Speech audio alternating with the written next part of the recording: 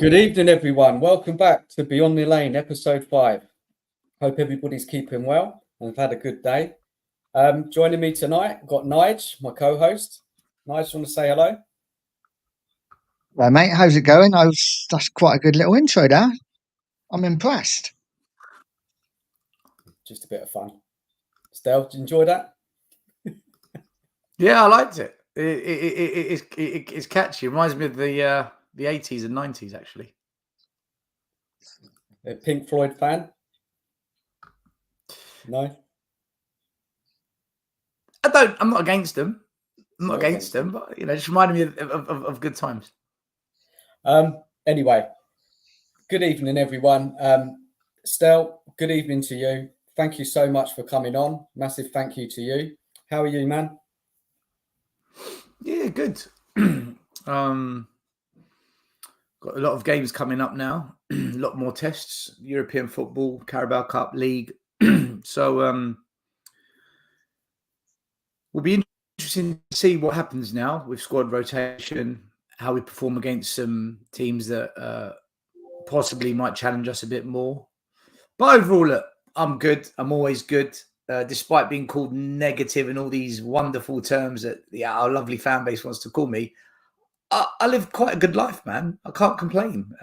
There's more to life than football. So I always find it weird when people label each other just because you've got a football opinion. But there you go. That's where we're at. So I'm good, man. How are you? How's Nige? It's good to be on a show with you two, by the way. I haven't been on a show with both of you ever before. So looking forward to it. No, thank you for coming on, man. Obviously, we're new to all of this. So you're our second guest. We had Brian on a couple of weeks ago.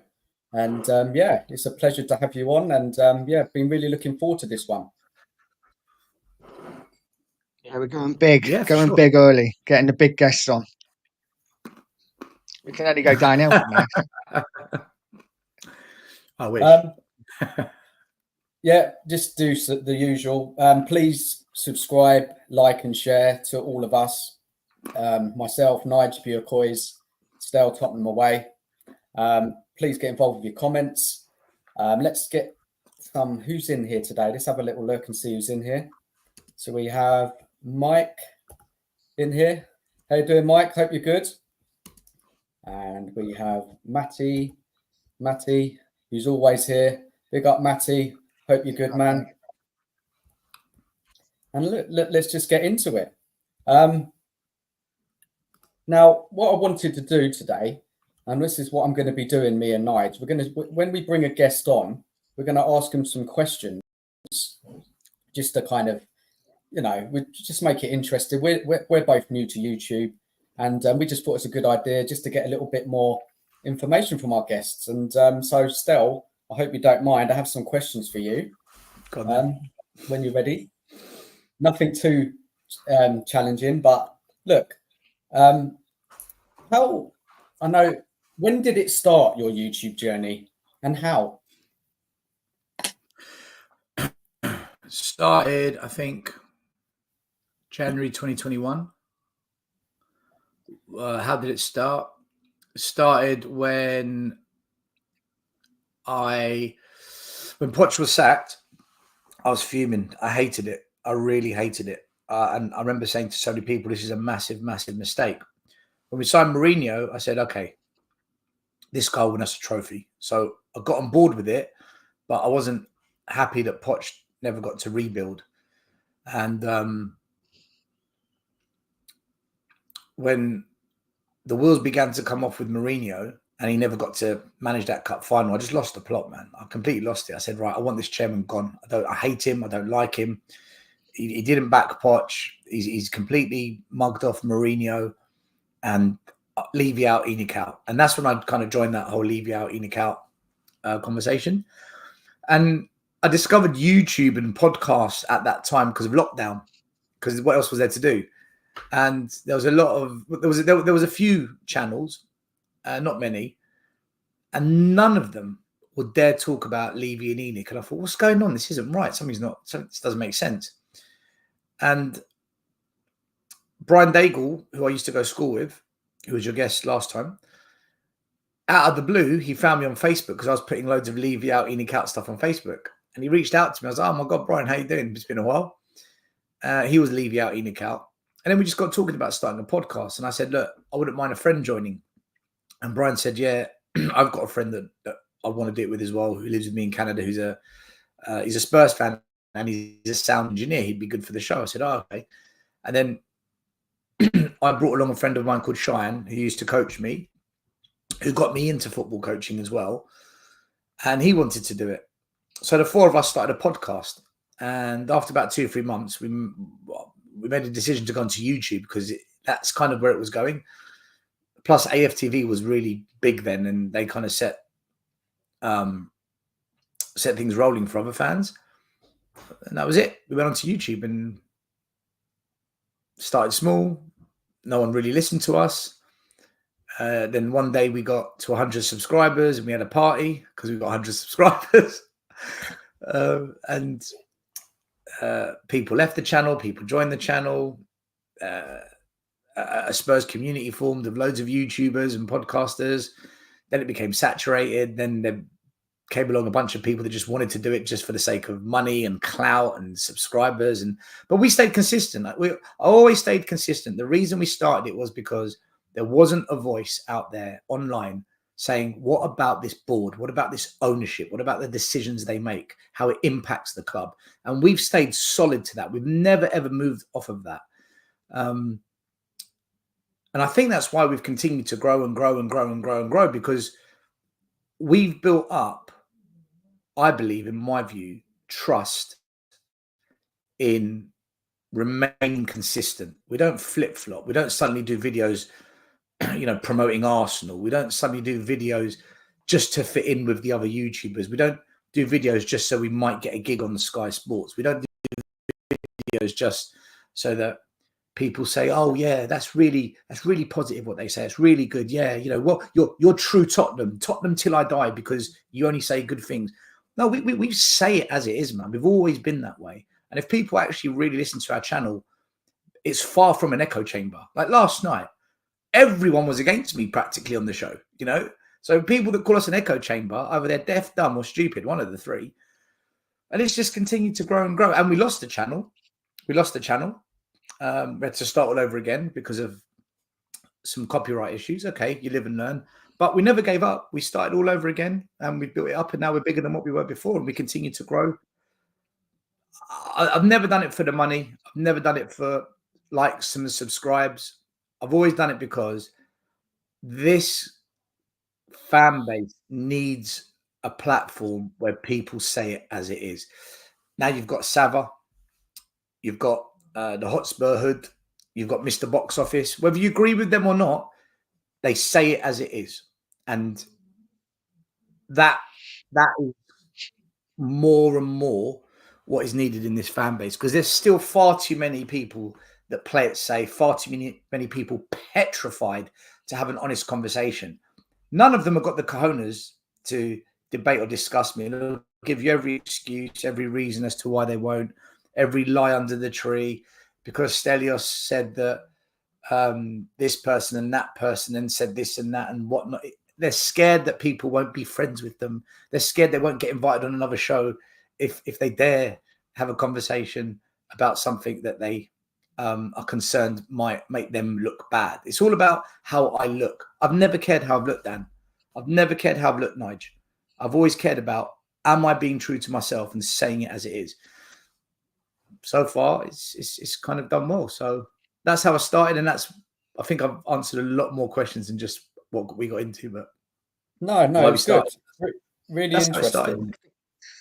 Yeah. I've got to say, one thing I love about Tottenham Away is that even though you're all kind of you all got the same opinion, you all Levy out. When you watch a show, like you say, echo chamber seems to be like the buzzword at the moment. Everyone seems to be using it, but you hardly ever agree. It's like, I don't see you and Iggy agree very often when it comes to stuff on the pitch. As much as you might agree Levy out, that's brilliant. I love it.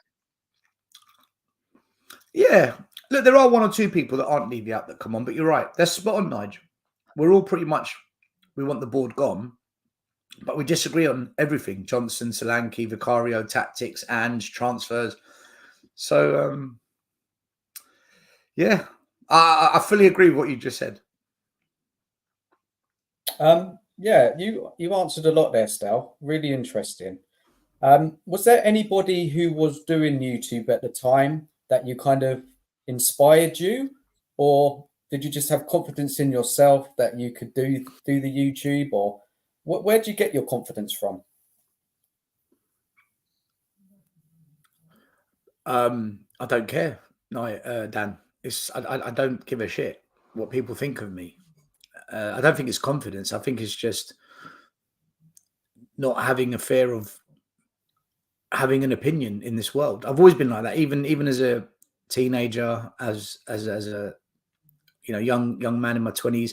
I've always said what I wanted to say, and I don't know, man. I don't know how people can live a life where they live in fear of what other people think of them. Like, to live in fear of being judged, to live in fear of not being true to what you really believe and just having to say shit to fit in with other people. It's so inauthentic. Authenticity is the key, man. Be true to who you are. As long as you're not doing no harm or no wrong to people. And I would say at times I have said some wrongs to people. I'm not going to pretend that I haven't. But as long as people recognize they've said a lot of wrong to me as well, it's not a one-way street here. I don't think it's confidence. I think it's just, why are you two doing YouTube? What are you here for? Why are you doing it? Why did you two start? Yeah, good question. Nige, do you want to go first? I think I found myself watching YouTube for the last 3 or 4 years. Just as most evenings I'm watching it. I don't watch TV anymore. I'll find out what channels on, what Spurs stream I can watch, and I just thought a lot of the time I don't agree with that. I don't agree with that, and I want my say. So it took me a while to pluck up the courage to do it, but yeah, I think this summer I just thought, sod it, let's just start and see what happens. So that's it for me. Yeah, and myself, same really. I've been watching YouTube channels for years. I just love it. I just enjoy it. When I'm working, I listen in, and again, I just want to get my opinion out there. And yeah, I'm enjoying it. I mean, it's for me, it's like a kind of an escapism from life. My life is extremely busy. I don't know how I even managed to do this YouTube. I've got to be brutally honest. I don't know how I find the time, but I'm really up for it. And I've been going now similar time as Nige, I think about 3 months. And it's something I look forward to every Tuesday when we do our show. And yeah, it's good fun. Talking Spurs, there's so much to say about it. I've enjoyed going on some other people's channels. I've been enjoying going on your Stel on the fan show. Great fun. I know it's like 10, 15 minutes, but, I've really enjoyed it. And it's been great to talk to you. And yeah, so look, let's see where it goes. So first thing, it's just fun, something to do, distraction from the stress and pressures in life. And yeah, let's keep it going. And that's it, really. The other thing for me was just like remember, girlfriend or YouTube, and like girlfriend costs a lot more, so let's go for YouTube. Go on, next time. So you're single. Single, yeah. Too much Look, wherever your channel goes, right, whatever happens with it, there will come a time where people will want you on their shows regularly. People will want to collaborate with you, and you're going to be put in a situation when people say, "Oh, but if you're working with him, then I can't work with you." And but if you say that, then that doesn't work for my channel. And when that happens, that will test why you're doing this. That will be the test, what you're really about. Because most people sell out. Most people say, okay, all right, I won't ever speak to that person again, or I won't go on that show again, or okay, I won't say that. Then you'll know why you're doing it, I think. Because when you first start, it is fun, it's different, it's new, it's exciting, but as it grows, things change, and it's whether you stay as you are now or whether you become something different. I've seen so many people change, man. I've seen so many people, some for the better, some for the worse. So it's going to come, by the way. Give it a year or so, it will come. That time will come. Okay, just a couple more questions before we move on to the football. What was your best decision you made doing YouTube, and what are you proud of? Best decision I made? Blimey, that's a great question. Best decision I made? Probably teaming up with the boys. Because Brian Daigle and Brian Ireland, they left. They wanted to do something that was more coherent to their hours in Canada. So, and Shy got fed up of it because of the abuse that was online. So I was literally left there on my own. I could have just done a channel by myself. Could have just done it all as Stel. But I think teaming up with Iggy, JP, Will, and then Mari was the best decision, because if you're about the money, just go on your own or do two of you. That's it. If you're doing it for the money, just do that. Have your own channel. You take all the profit. And if you want to pay people as guests, then it's up to you.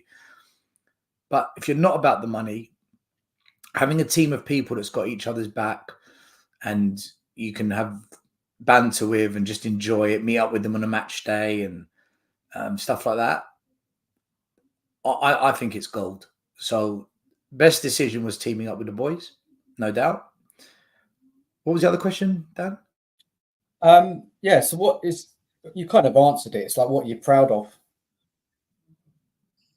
I'm proud that we've disrupted the space with a different view and a different opinion. Okay. So I'm a contrarian thinker. I like to challenge the status quo. I like to challenge opinion, but I like to bring it with facts, not just feelings. And quite often, a lot of people's arguments are based off of emotions and feelings, which is understandable because football is a very emotional sport. But if we're going to have a proper debate, we've got to be able to back up what we say. It can't just be, oh, but it's my opinion. I'm allowed an opinion. All right, well, fair enough. But once upon a time, people had the opinion that the moon was made of cheese. Are we just going to accept that? Or are we going to say, well, hold on, I think you're talking shit, and this is why? You know, people thought the world was flat, but it's an opinion. I'm allowed to think the world's flat. Yeah, you are, but I'm also allowed to not want to listen to that. So there's got to be context put in this whole, but it's just an opinion. So I'm proud that we've stayed loyal to who we are and we say it as we see it. We've never, ever said anything to woo the audience or to make people feel, yay, we're so glad they've said that and that they're here. And they say all the things that make us feel great. No. I'll say it. Everyone on We Are Tottenham TV, whether we have different views or not, everyone says it as they see it. And that's probably the thing I'm the most proud of, because there's a lot of channels that do not do that. And you're seeing it right now. Kulusevski's the best midfielder in the Premier League. It's absolutely mental. It's insane. And they're all doing it. Why? Because they know 90% of Spurs fans will go, like, subscribe. Yeah, you say all the best things. You're true to Tottenham till I die. I'm not doing that.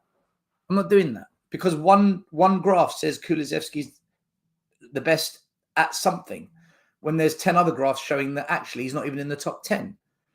You know, where was Kulusevski against Newcastle when we needed a game changer, against Arsenal when we needed a game changer, when we played Brighton, second half, desperately needed a midfielder and attacker to change the game? Where was he? But we can't say that. We're not allowed to say that, because that means you don't support Tottenham now. Well, it's a debate, isn't it? It's a conversation to be had. Let's have it. But most won't have that conversation. It's just, Kulu's the best in the world. I'm proud we're not like that. I'm so proud Tottenham Away, all the boys, we are not like that. Because honestly, I think I'd just stop doing YouTube if I was on a channel like that. I couldn't handle it. I'd lose it. I would lose it. I know I would. Stel, good answers. Really, really interesting. Two more. I just got to sneak in two more before we hit the football talk. What do you think your biggest mistake was? And if you could go back and do something different, would you? Yeah. Biggest mistake? Biting back with the same aggression and anger that was thrown at me. If I just kept my cool and wasn't so Mediterranean, hot-blooded, fiery temper, I would have been in a far better place. My biggest regret is just punching back just as hard, if not harder, at people that really got horrible with me. If I just ignored it all, they would have made themselves like absolute, people would have seen them for who they truly are. Instead, a lot of them got away with it because I punched back and then the focus was put back on me. So I would say that it doesn't mean I still won't call people out on their opinions, and I still won't say, hold on, are you seeing what the hell that channel is saying? That's different. I'm attacking opinions. I'm attacking views.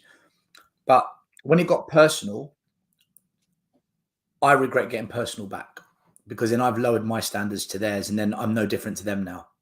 So if I could go back, I wouldn't have done that. Fair enough. It's fair. Very fair. Last question. Any advice? And you kind of have given it a little bit. So both myself and Nige, and anybody else thinking about starting YouTube, what advice would you give? Be consistent. Don't do one video and then go missing for 3 months. Have a regular show once a week, same time, same format, and just stick at it. Tottenham Away from day one, we did Monday, 8:30 p.m. We have never, ever, ever, ever budged from that show, ever. And I believe that was the foundation blocks for everything else that we do. And we still do that to this day. And it's still my favorite show that I do on any channel, on any Tottenham Away show. And I love Mondays, 8:30, man. There's something about that show, even when I have a nightmare, and I do have the odd nightmare, I love it. I love that show. And I think anyone that starts out, you've got to have that one show, stick to it, and don't ever, ever fail to turn up. Always show up. And that will give you, people will say, oh, it's Wednesday. It's Nige and Dan, 9 p.m. And people will just remember it. And they'll look forward to it as well. If it's a good show, and they'll look forward to it. So be consistent. Yeah, good advice. Good advice. Nige, was there anything you wanted to ask Stel before we move on with the show? Oh, you put me on the spot there. Not overly, no. I'm just no, you don't have to enjoy. I enjoy Stel's content. It's all good. It's all good. Let's get on to the football. Yeah, thank you, Stel, for answering. I've got a question for you, Gino. Yeah. As people that are new on the scene, how do you view the general YouTube Spurs community as newbies kind of coming in? Because I've been doing it for 4 years. A lot of channels have been doing it for 2 years. There's a couple of people doing it for a year. There's so many now. They've all popped up from when we started. There's so many. I've seen people drop off as well. Done. But as people that are new, what's your kind of perception? You don't have to mention names, by the way, but just how would you describe what you see in general? Do you want me to go first, Nige, or are you ready? Yeah, you go first, mate. You go first. Look, I haven't found it easy. I've got to be honest, at the beginning. I did reach out to some people, not many, and it was a little bit hard. It was a bit frustrating, because they say come on and you didn't hear back. But then I just thought, look, I'm just going to kick on. I'm just going to crack on. And that's what I've done. And unfortunately for me, I've linked up with Nige and we've got together and we're just kicking on. There have been some lovely people I've met and they are helping us. And we've been on a few shows. But slowly, it is getting better, and I do feel more part of the community, the Spurs YouTube world. So, look, man, how do I view the community in a whole? That's a really tough question, Stel, because Dan, I'm asking more about when you see the content in general. The content, how do you feel when it's being put out there? Do you feel it's genuine? Do you think it's real? Do you think it's manipulative? Do you think it's lies? Do you think it's balanced? Do you think it's bullshit? Do you think it's brilliant? Like your general feeling, how do you perceive it? I should have said the word content. I think that's a better word. Yeah. I mean, there are so many different opinions. And some people, look, everybody's entitled to their opinion and everybody can take it their own way. Nobody can tell you can't say this and you can't say that. But sometimes I find that some opinions they're just not realistic, trying to say it in the nice possible way. They don't make sense. And I question why they say things like that. For example, we've had it after the West Ham game, and we will go into it a bit later on in the show, that, you know, it's like we win that game and it's not, people are not saying, well, we're going to win the league, but it's just too much. It's too much positivity. Where is people being grounded with where we're at right now? And it does frustrate me. I just don't understand it. Do you know what I mean, Stel? Does that make sense? Yeah, it totally makes sense. I see similar. I see very similar. Look, it's difficult. You don't want to call people out, but you see it all, and you just think, how have you come to that conclusion? It's all good, like being positive and happy, but where's it being realistic of where we're at right now? Enjoy wins, of course. Enjoy any win. You have to. It's part of it all. But then it's just getting a bit too carried away. And there is a lot of that on the whole, I think, on social media. There is a lot of that. And the realistic fans or the critical fans, or whatever you want to call it, I don't know if they're in the minority, but it's definitely less. Did you get that, Stel? There's not that many that actually really say it how it is. I think the minority of fans are contrarian. They challenge opinion. They are the minority. I think so. And the ones that do have debates, they play very safe debates. It's all, let's hold hands as we do it kind of thing. Yeah, look, I struggle to disagree with what you just said. Do you feel the same way, Nige, or do you see it a little bit different? Do you think actually no, most channels are fairly balanced? No, I feel pretty similar. I mean, I started when I started listening to podcasts, YouTube, it was very much Last Word on Spurs, because that was the only real podcast it was about at the time. And then obviously over the years, I've watched different channels, and I love them all. I subscribe to literally every channel, every Spurs channel I see, and I watch all of them. And the positive ones are good at times. The ones that are seen as negative, I enjoy watching them as well. I just find it just, like you said already, it just gets too personal. Gets too this constant calling out all the time of, Spurs win and everyone's in the mud because they said this, and then the Spurs. It's just constant. I just wish people just talk football and not get personal all the time. But like you say, I expect at some point we will get it. Hopefully not yet, but we've been quite lucky in the fact we've had no negative comments as such. But I got no doubt that'll come, because we are both me and Dan. I'd like to think I'm probably a little bit more positive than Dan, but I don't think you mind me saying that. Just threw Dan under a bus. Just throw him right under a bus. We both have our moments when we're like, oh, I'm done with this club. But I think that's the same as any fan.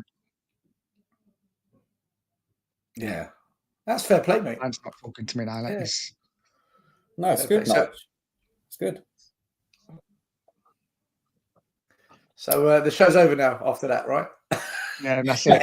In the street. No, look. Let's get into it. Let's get into the Tottenham West Ham game. I don't want to spend too long on it because it has been done to death since the weekend. I'll try and fly through it as quickly as I can. I do have some questions about the game, which I want to open to Nige and Stel and the audience. So let me try and run through it as quick as I can. So just bear with me, yeah? So when I watch the game, I take a lot of notes. That's what I've been doing. The whole game, I make notes, all the different parts of it, chances, what's done well, what's not gone well. And I find it helps me to kind of then review the game after. So I'm just going to go for it, yeah? I'll try and be as quick as I can. So this is how I see it. And if anybody wants to jump in at any point, please just do.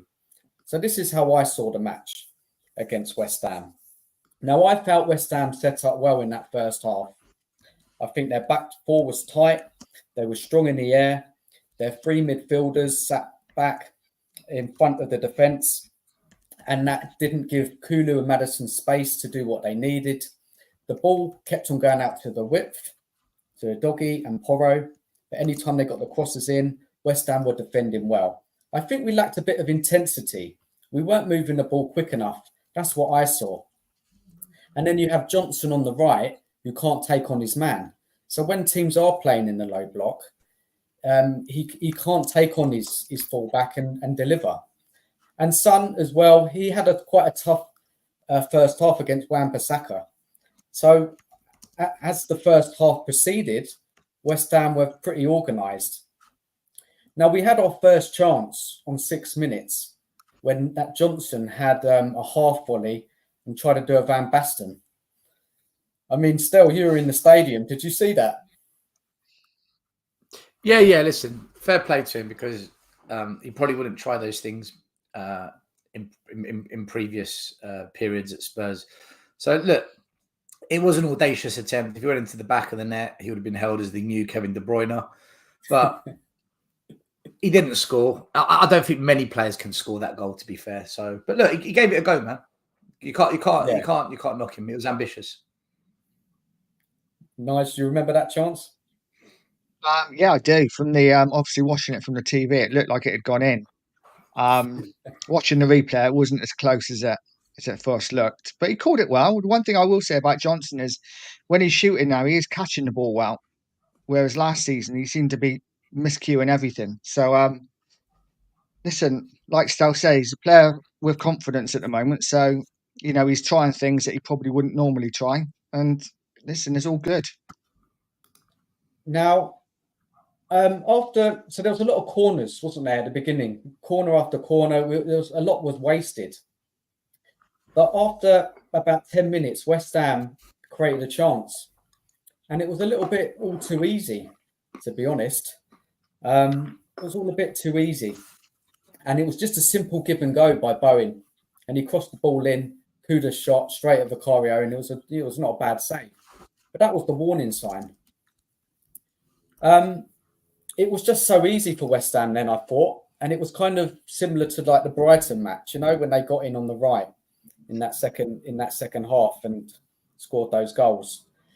So up to about 14 minutes, I would say we were really struggling to create anything clear cut. And as I said earlier, we lacked a lot of urgency on the ball. I thought Kulu had plenty of the ball, but our attacks just broke down. West Ham were defending well. And as I said, we don't have any one-on-one wingers who can attack the tight spaces, especially against the low block teams. On 15 minutes, Son had a shot cutting in from the left, which was well saved. And then on 18 minutes, the West Ham goal came, didn't it? And it was a carbon copy of the earlier chance. Doggy got done. It was good wing play. West Ham have got actual wingers. And Bowen took on his man, put the ball across, and then Kudus was there to finish 1-0. On the 24 minutes, Son had a shot deflected over for a corner. 27 minutes, Johnson had a headed chance, but it was deflected for a corner. Then on 28 minutes, Solanke, he had a bicycle kick, which was kind of a half chance, I guess. And in my opinion, at that stage of the game, West Ham, they were just following the blueprint. I think I heard someone say it the other day, the Gary O'Neill blueprint of how to play Spurs.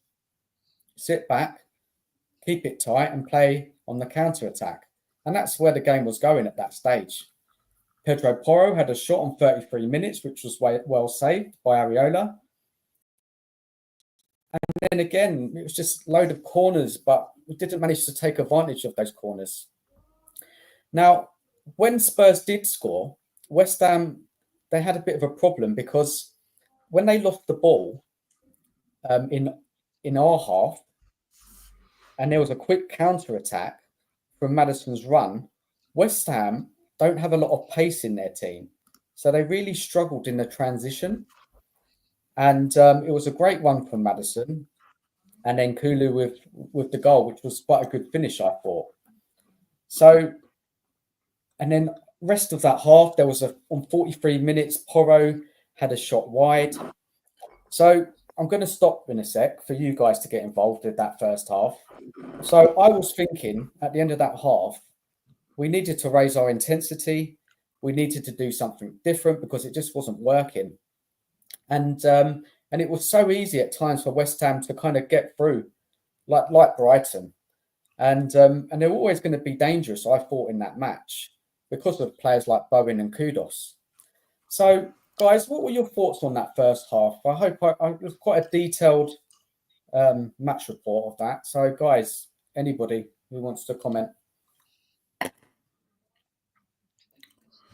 I'll be honest, I can't remember West Ham creating too much apart from the shot that Kudos had saved, which straight out Vicario kind of expected him to save it. And the goal. The concern for me was that we tend to concede that goal a lot. You know, fullback getting done, cross to the back post, Porro nowhere. Kind of don't blame us so much for the goal. I think Johnson probably should have got back and helped. But it seems to be a running thing. We seem to concede a lot of goals like that. But I've got to admit, I thought we were pretty comfortable first half. Even when we went 1-0 down, I never thought we're going to lose this game. I mean, I did think, oh, here we go again. But as soon as Kulu got the equaliser, I just didn't see us losing. Personally, because I just don't think West Ham had that much. I thought Kudos played well. Bowen and Patches, I thought Wan-Bissaka had a really good game, actually, even though he was on the end of a 4-1 defeat. But yeah, I don't think West Ham created that much against us. The problem is the chances we're letting up are really good chances. Stel, what was your thoughts after that first half? Well, before the game, we did a Monday show 6 days prior. We did our predictions. I said Spurs will win 4-1. And everyone just looked at me like, really? I said, yeah. But it's their cup final. I said, they're shit. No. It's going to be a tight game. I think we'll win it 2-1. I said, no, we're going to batter them. And everyone was just saying, mate, Dr. Tottenham said, no, it doesn't work like that. Ange ball is designed to dominate, beat, beg your pardon, and overcome any team in the bottom 10, right? The teams that are in the bottom 10, the reason they're there is they're not clinical up top. And big ups ever. And defensively, they are poor, really poor. They concede the most goals. They don't score enough goals. And it's because of the way they play. We are designed to destroy those teams. It's why, out of the 8 games we've played this season, the teams we beat are 18th, 17th, 13th, all these teams. West Ham, this season, defensively, have been an absolute shambles. And I watched their game against Chelsea, and I thought, bloody hell, you lot are worse with the high line than us. And that is saying something. You lot are an abomination. And their manager never changes it. I'm thinking, so we're playing a team that's awful at the high line.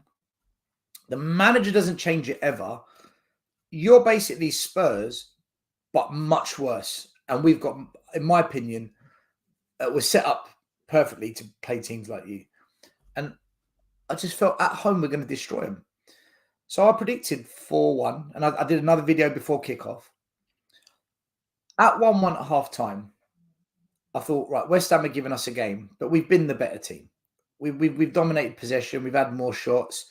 We had something like 10 corners. When you're winning a lot of corners, it's because you're attacking a lot and you're getting into them, right? Either the keeper's making the save, defenders are clearing it, shots are rebounding, deflecting off players, and you're winning these corners.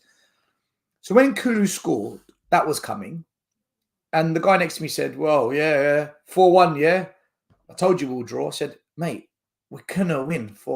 Even if it was 3-1 or 5-1, it doesn't matter where I predicted the exact score. The point making was they're crap.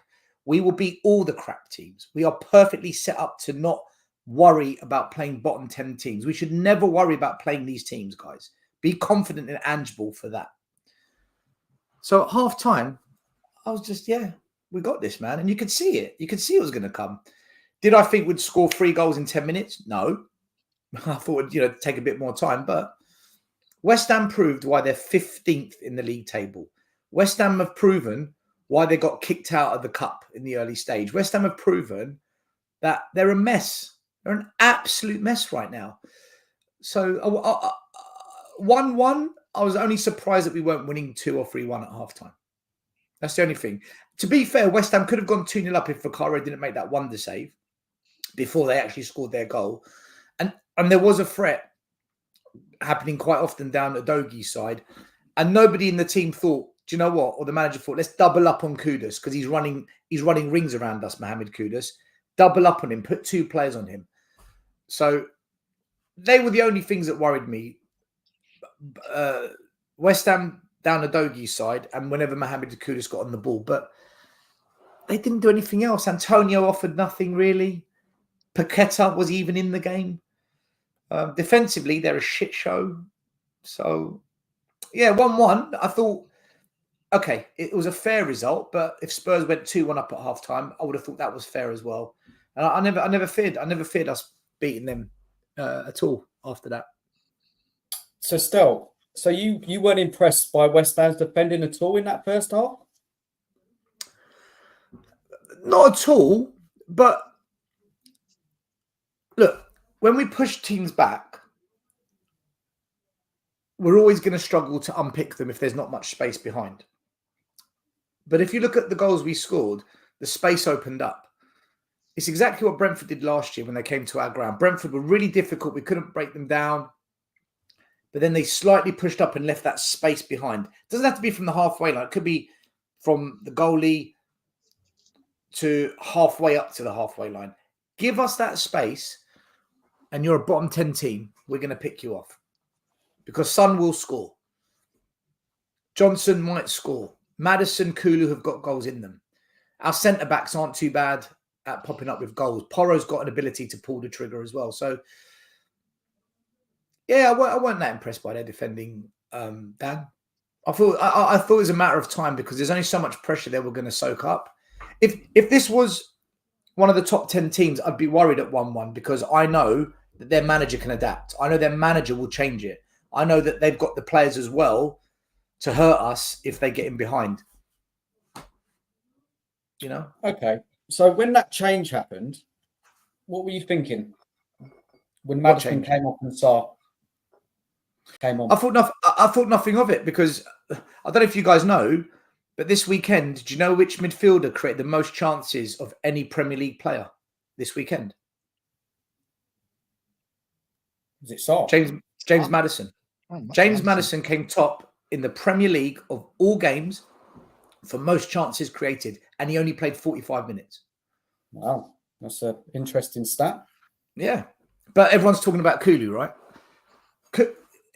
James Maddison right now is not getting the praise he deserves. He's almost this... He's unappreciated. He's doing his job. It's just we're not finishing or we're not evolving what he creates for us and what he does. Maddison's doing well for us at the moment. But because he's not De Bruyne, Saka, this player that really catches the eyes, you know, Ginola, we're not really actually seeing what he does. I was surprised he took off Maddison. I thought maybe he was injured. But I don't think Pape Sarr is the reason we won the game, guys. We could have brought on Bentancur, we would have won it. We could have brought on freaking Mikey Moore, we would have won it. West Ham were always going to lose that game regardless. When I said we're going to beat them 4-1, It wasn't based on that Pape Sarr comes on second half, was it? Because I've got no idea he's going to come on. Stel, save that, Stel, because we're going to come back to that at the end of the match after I've finished the second half review, because it is an interesting discussion, I think. Okay, so Nige, did you want to say anything about that change at half time? Because I don't think you were happy, were you? No, I was livid. I was like, what are you taking our best player off for? I love Maddison. I think everything good that comes from Spurs comes from Maddison. There's no doubt Kulu's done well, but Maddison is the main man in midfield for me. So when he got taken off, I thought, well, what are you doing? But we won the game, so it's kind of worked. It could have gone either way from, couldn't it? If we had lost, then questions would have needed to been answered. But you got lucky. Okay, so let's move on to the second half, and I'm going to tell you guys what I saw. And you look, if you don't agree, people in the chat, just tell me what you think. So what I think happened is when they took Maddison off, it gave our fullbacks that chance. So that area just in front of their box, the West Ham box, like Kulu, Maddison, it gets a bit congested. So that change, Spurs went to like a 4-2-3-1, and that gave a bit more space in front of the West Ham defence, where it gave Udogie the kind of space to run into it. Normally there's like Maddison there or Kulu, same with Porro on the other side, and it kind of opened the game up a bit. And this is what I think what happened. And that's where we saw the goal, in the second half. Sarr gave us a bit more protection in midfield with Bissouma. Udogie had more of a license to go forward. Look, maybe I'm wrong, I don't know, but it looked to me that something happened in that game. And West Ham, they weren't defending as well as they did in the first half. So we saw that with the goal. We saw that with there was a good ball from Son outside of the boot into Udogie, who ran into the box. He took his time, looked up, and he picked out Bissouma. And look, the West Ham defending, what happened? Because they were defending well in the first half and second half, it's like chalk and cheese, wasn't it? And they let no one was watching Bissouma. They just all ran into the box, all the West Ham defenders, if you watch that goal back. So on 51 minutes, Son played a lovely pass inside of the pitch on the right, another outside of the foot, into Kulu. And Kulu ran in and he played like a reverse ball. Son continued to run. He had a bit of a tame shot and it was lucky it went in. And so what I'm trying to say is here, like the West Ham were really struggling with the transition. Like if we won the ball in midfield, it was like quick and they just didn't have the pace to get back. And, this change, look, we can get into it a bit more, but I don't know, that something definitely changed for the game to suddenly become more open. Obviously, when we went 2 goals up, then 3 goals up, West Ham had to come at us, which obviously automatically gave space. And we saw that with the 4th goal, when West Ham were just having to pile forward. Son, there was just nobody on that right-hand side against Son, and that was it. That was game over, 4-1. Son could have scored a 5th. He hit the post on 60 minutes. And in that 7-minute period, West Ham just completely fell apart. West Ham did have a chance on 61 where Udogie had to clear off the line. On 64 minutes, Kulu had a curling shot. And then there was Solanke, who had a strong run through midfield. I think he made a bad decision. He should have played it to the left to Son, but he played it to the right to Johnson. Johnson had a shot, it was saved. And Solanke nearly followed it in with a tap-in, but there was a good tackle. Son came off on 69 minutes, Burner, and then our attack just died. Nothing really else happened after that point other than the sending off. Just watching Burner come on, every time I watch him, he's getting worse. He just can't even control the ball. It's just painful. So painful. So that's it really. That really wraps up the second half. And then I've got some questions to follow on from that. But in the end, it was a straightforward 4-1 win. And West Ham really showed that they're not in a good place right now. But going back to that change, how much do we put on that change? Or were West Ham just crap second half? Or did we just work West Ham out? And then we worked out how to get at them and punish them. Whoever wants to take that one first, don't mind. I don't think. I got to be honest. I think Spurs started a bit sloppy to the second half. I think the first 5 or 6 minutes we were giving the ball away a bit. I was getting a little frustrated, but as soon as that second goal went in, West Ham were done. West Ham were done. I mean, it was a really good move by Spurs, and Doggy did well. Again, I thought he was going to cross it first time, so I was just swearing at him for not crossing it first time. But he did lay it back nicely, and it was a good finish. But for me, as soon as that second goal went in, West Ham were toast. They were not getting back in the game. So I don't think the change really did that much, to be honest. I think the fact that we scored early in the second half, and West Ham's heads went and they were gone. And because we scored the third straight after, that was that then. Like I said, I mean, I think Maddison could have stayed on. It wouldn't have made a difference.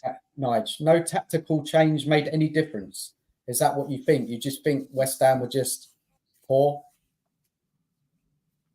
I think because we scored quite early in the second half with like 2 quick goals. I think if it had gone 10, 15 minutes into the second half without a goal, I don't know, maybe it would have been different. But I think the fact that we scored 2 quick fire goals, I don't really think the tactics changed that much, did they? I know Sarr played a little deeper, and the reason they brought him on is for extra legs. But I don't think the tactics really were a changing, like defining moment in the game. I think the fact we scored 2 early second half goals was what killed West Ham, really. Okay, fair enough. Stel? We scored a goal before half time. Who got the assist? Maddison, right? So if we're saying we took off the player that created the goal in order to bring game-changing Pape Sarr, and that was the difference, I'm struggling. I just think we need to I stick by what I say. West Ham are rubbish. Okay, if you look at them this season, I've just brought it up. They lost to Villa, a top 10 team. They beat Palace, a bottom 10 team. They beat Bournemouth, a bottom 10 team. Lost to City, a top 10 team. Drew with a mid-table team Fulham. Lost to a top 10 team Chelsea. Lost to a top 10 team Liverpool. Drew with a mid-table team Brentford. Beat Ipswich, bottom 10. And then played Spurs, top 10, lost. So right now, any bottom 10 team they do well. Any mid-table team they draw. And any top 10 team they lose. They played a top 10 team. They lost. That's the pattern of their season. Their level is a bottom 10 side. And I think it's as simple as that.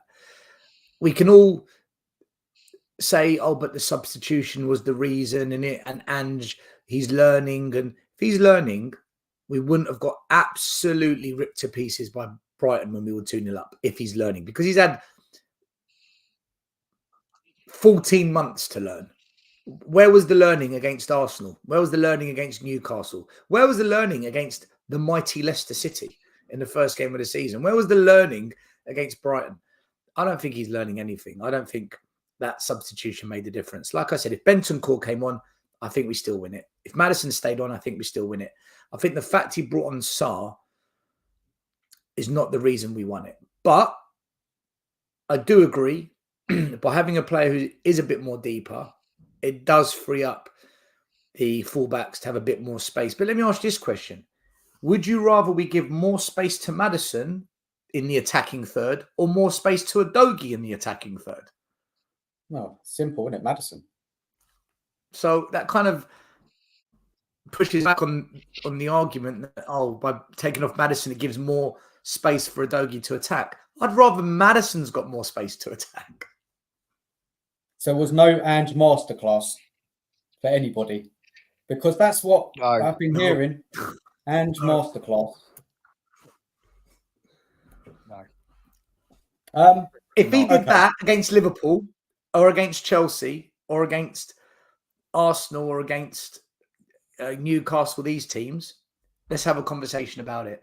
But the problem is, we always seem to be tactically brilliant and we always seem to make brilliant substitutions against the weak teams. Where's this brilliance against the top sides? Where is it? You know, Farron Vakos had us on the ropes. Coventry battered us, man. Coventry ripped us a new one. Where is this genius? I'm not seeing it, Dan. And it's not me being harsh. It's a consecutive pattern that I'm talking about. I totally get your opinion. And I do think you were right. By taking off Maddison, it gives Udogie more space. I actually agree with you. But my question would be, why are we giving Udogie more space and not Maddison, who created the goal to make it 1-1? I would always want my attacking mid to have more space attacking than my left back to have more space than attacking. So what would you have done, Stel? What would you have done to keep Maddison on that pitch? Would you just left it? Yeah, I would have left it because I think we would have won either way. I would have taken off Udogie because he was having a tough game. I would have probably brought in someone like Spence and given him a chance. I would have absolutely kept it the same other than that because we were the better team, in my opinion. I know West Ham went 1-0 up and they had the odd half chance, but I wasn't scared, Dan. I wasn't one of these fans that was on edge. I was very relaxed and calm about this game before, during. Maybe I'm in the minority. Maybe everyone thought this is going to be a tough one. West Ham always do well against us, but West Ham this season for me have been they've been poor, man. They've not been a good watch. Nige, did you want to say anything about that? Trying to get Maddison more involved in the game. How could Ange done that in that match? I think he was totally involved in the game. Like Stel said, we scored just before half-time, or 10 minutes before half-time. We were on top. I could only see one winner in the second half, whether Maddison was on or not. Yeah, I mean, I don't know. For me, it seemed like a strange substitution. But as I've said, it kind of worked. You know, if we had lost, it would have been a different story. But yeah, I don't think there was any need to take Maddison off. He was running the show. Everything good that was coming from Maddison. So listen, it's one of them, isn't it? You take him off, we win the game 4-1. Yeah. We'll never know. Well, I just wanted to touch on Solanke. Now, there's been a lot I've been reading and hearing that Solanke is working really hard. He's working so hard and he's holding up the ball so well. Isn't he amazing, Solanke? Isn't he the striker that we've needed since Harry Kane left? Listen, man, what's all this about?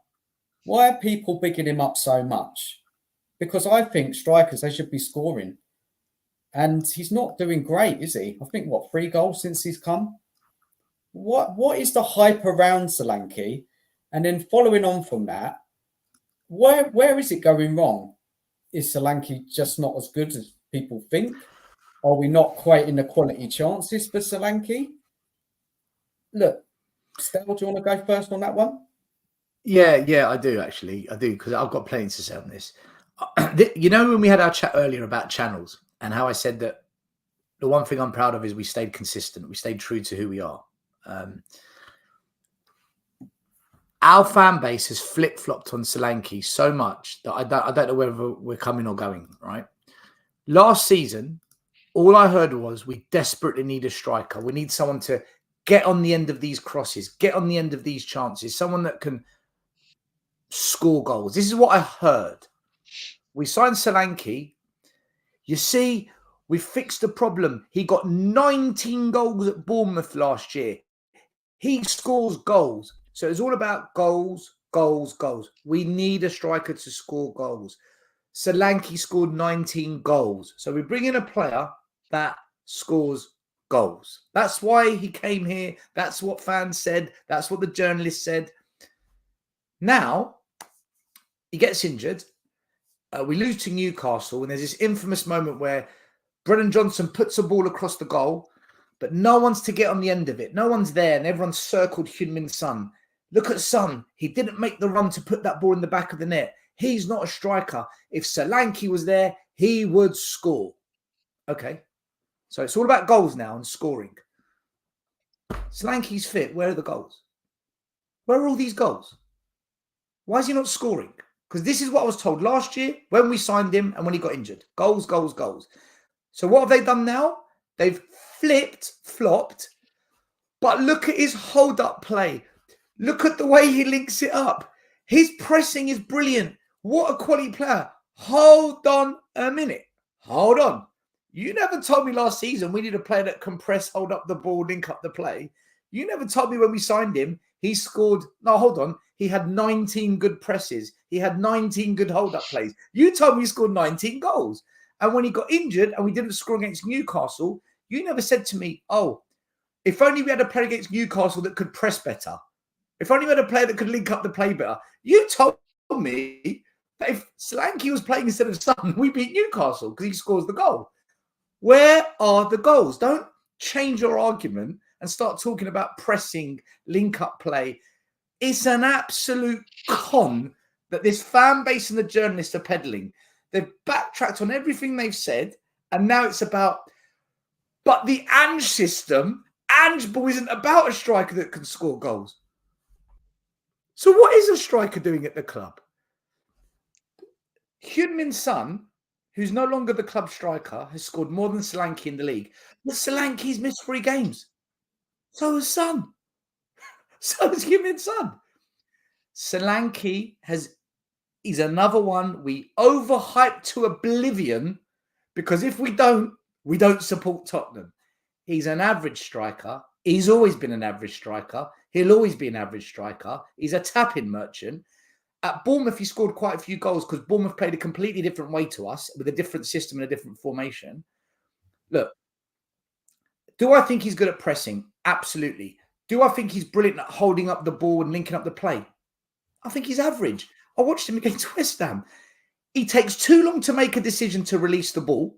The amount of times he should release it early and he doesn't is unbelievable. And he loses the ball a lot, man. Like, he does lose possession a lot. So, look, is he better than Richarlison? I'd say technically yes. So if you said to me, start Solanke, Richarlison, I'll always pick Solanke because technically he's better. But his goal scoring, he's no different. And the facts prove it. So, look, guys, I'm not in this Solanke bandwagon. I wasn't wowed when we signed him. I've seen nothing to suggest that he's the top signing. And from saying that we got him...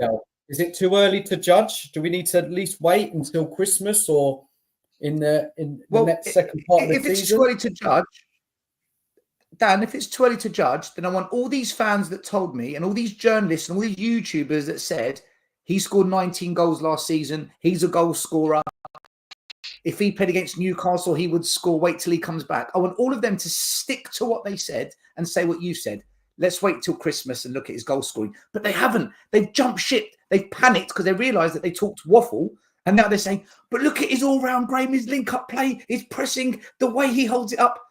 Is that what we spent £65 million for? No. Mate, Peter Crouch can do it for £5 million. Bring back Peter Crouch. He's been disappointing. Let's be honest. He's been disappointing. I don't know if Nige, you agree, but he's been disappointing, isn't he? He's not rubbish. Yeah. He's average. He's just average. It doesn't look anything special. No, when we signed him, it was, and Spurs do this a lot. They spend so long all summer just like teasing us of all these amazing players that we might sign, that when we finally do get a player over the line, as a fan base, a lot of us are just like, oh, at last we got a striker. He's going to be brilliant. And I hold my hands up. When we signed him, listen, I wasn't excited by him. I wanted other players. But I went on Sava's show and I said he would score 20 goals. Fans like you are the problem, Nige. Fans. They are, yeah. And the thing is, though, every cross we put in, he's nowhere near, he's not in the box. Exactly. He's got to get in the box. He does so much work outside the box that when we get the ball out wide, Porro crosses or Sonny crosses, there's no one in now. It's a complete waste of time. He needs to be in the box. And that's the one thing I will say about Richarlison is at least he gets in the box. That's all I got to say. I just think, looking at this comment from Mike, it was a panic buy by the owners who think we were stupid. Yeah, I agree with that. It was a panic buy. Listen, Solanke, I think after hearing both of you, and I have my own thoughts on it, he's disappointing. I'm not even going to blame the wingers or our midfielders. It's on him, isn't it? He's got to be the one. He's got to be in the box. He's got to do more.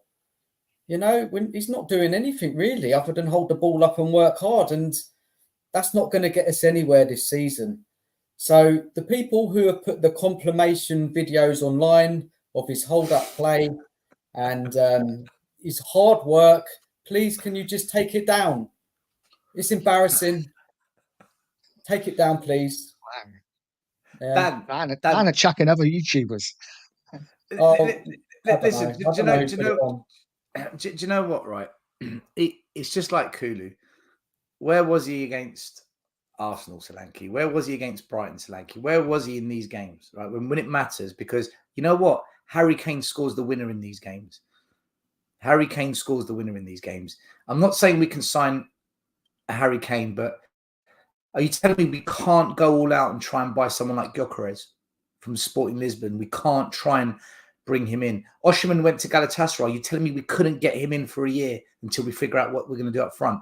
Are you telling me that Lancashire can't show us more as a striker?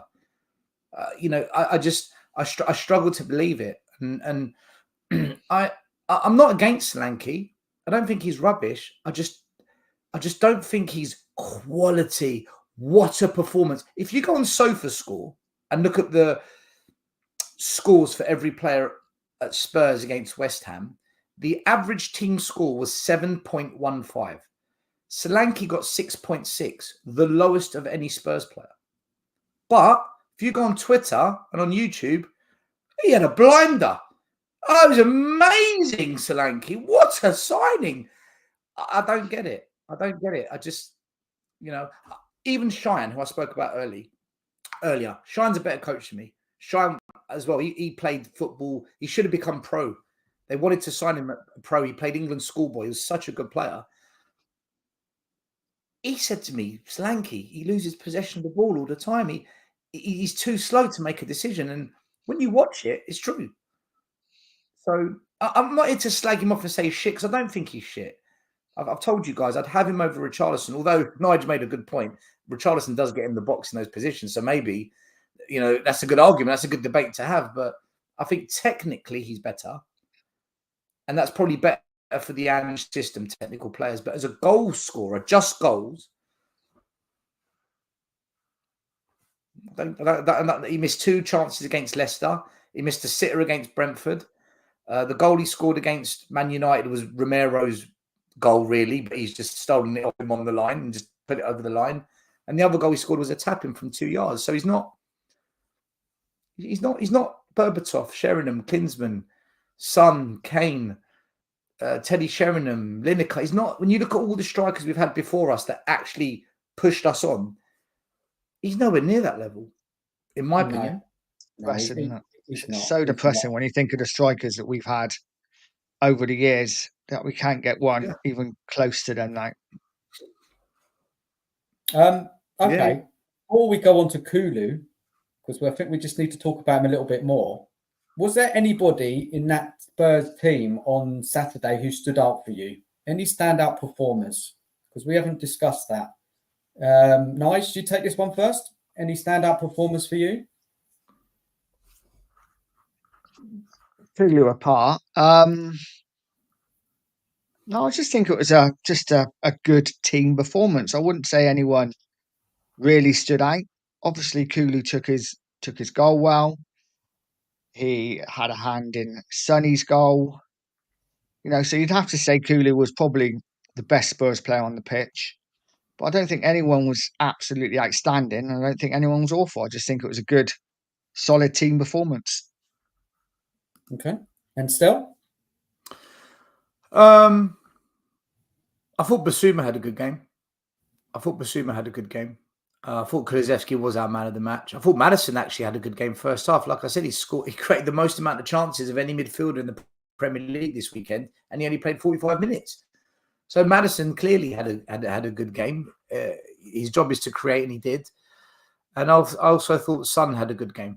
I thought Sonny played well, but standout, I'm edging Kulu. I thought Kulu had a really good game, and he's having a very good season as well against the average teams. That was probably a better question, wasn't it? Really, from Sabadair. The doggy stood out, yeah, for the wrong reasons. But listen, okay, let's do Kulu. Let's cover him a bit because there's been a lot of talk about Kulu. I know we did touch on it. Now, my opinion on Kulu, I think he's been playing well. Doesn't mean I think he's world class or he's the best midfielder in the Premier League. I enjoy watching Kulu at the moment.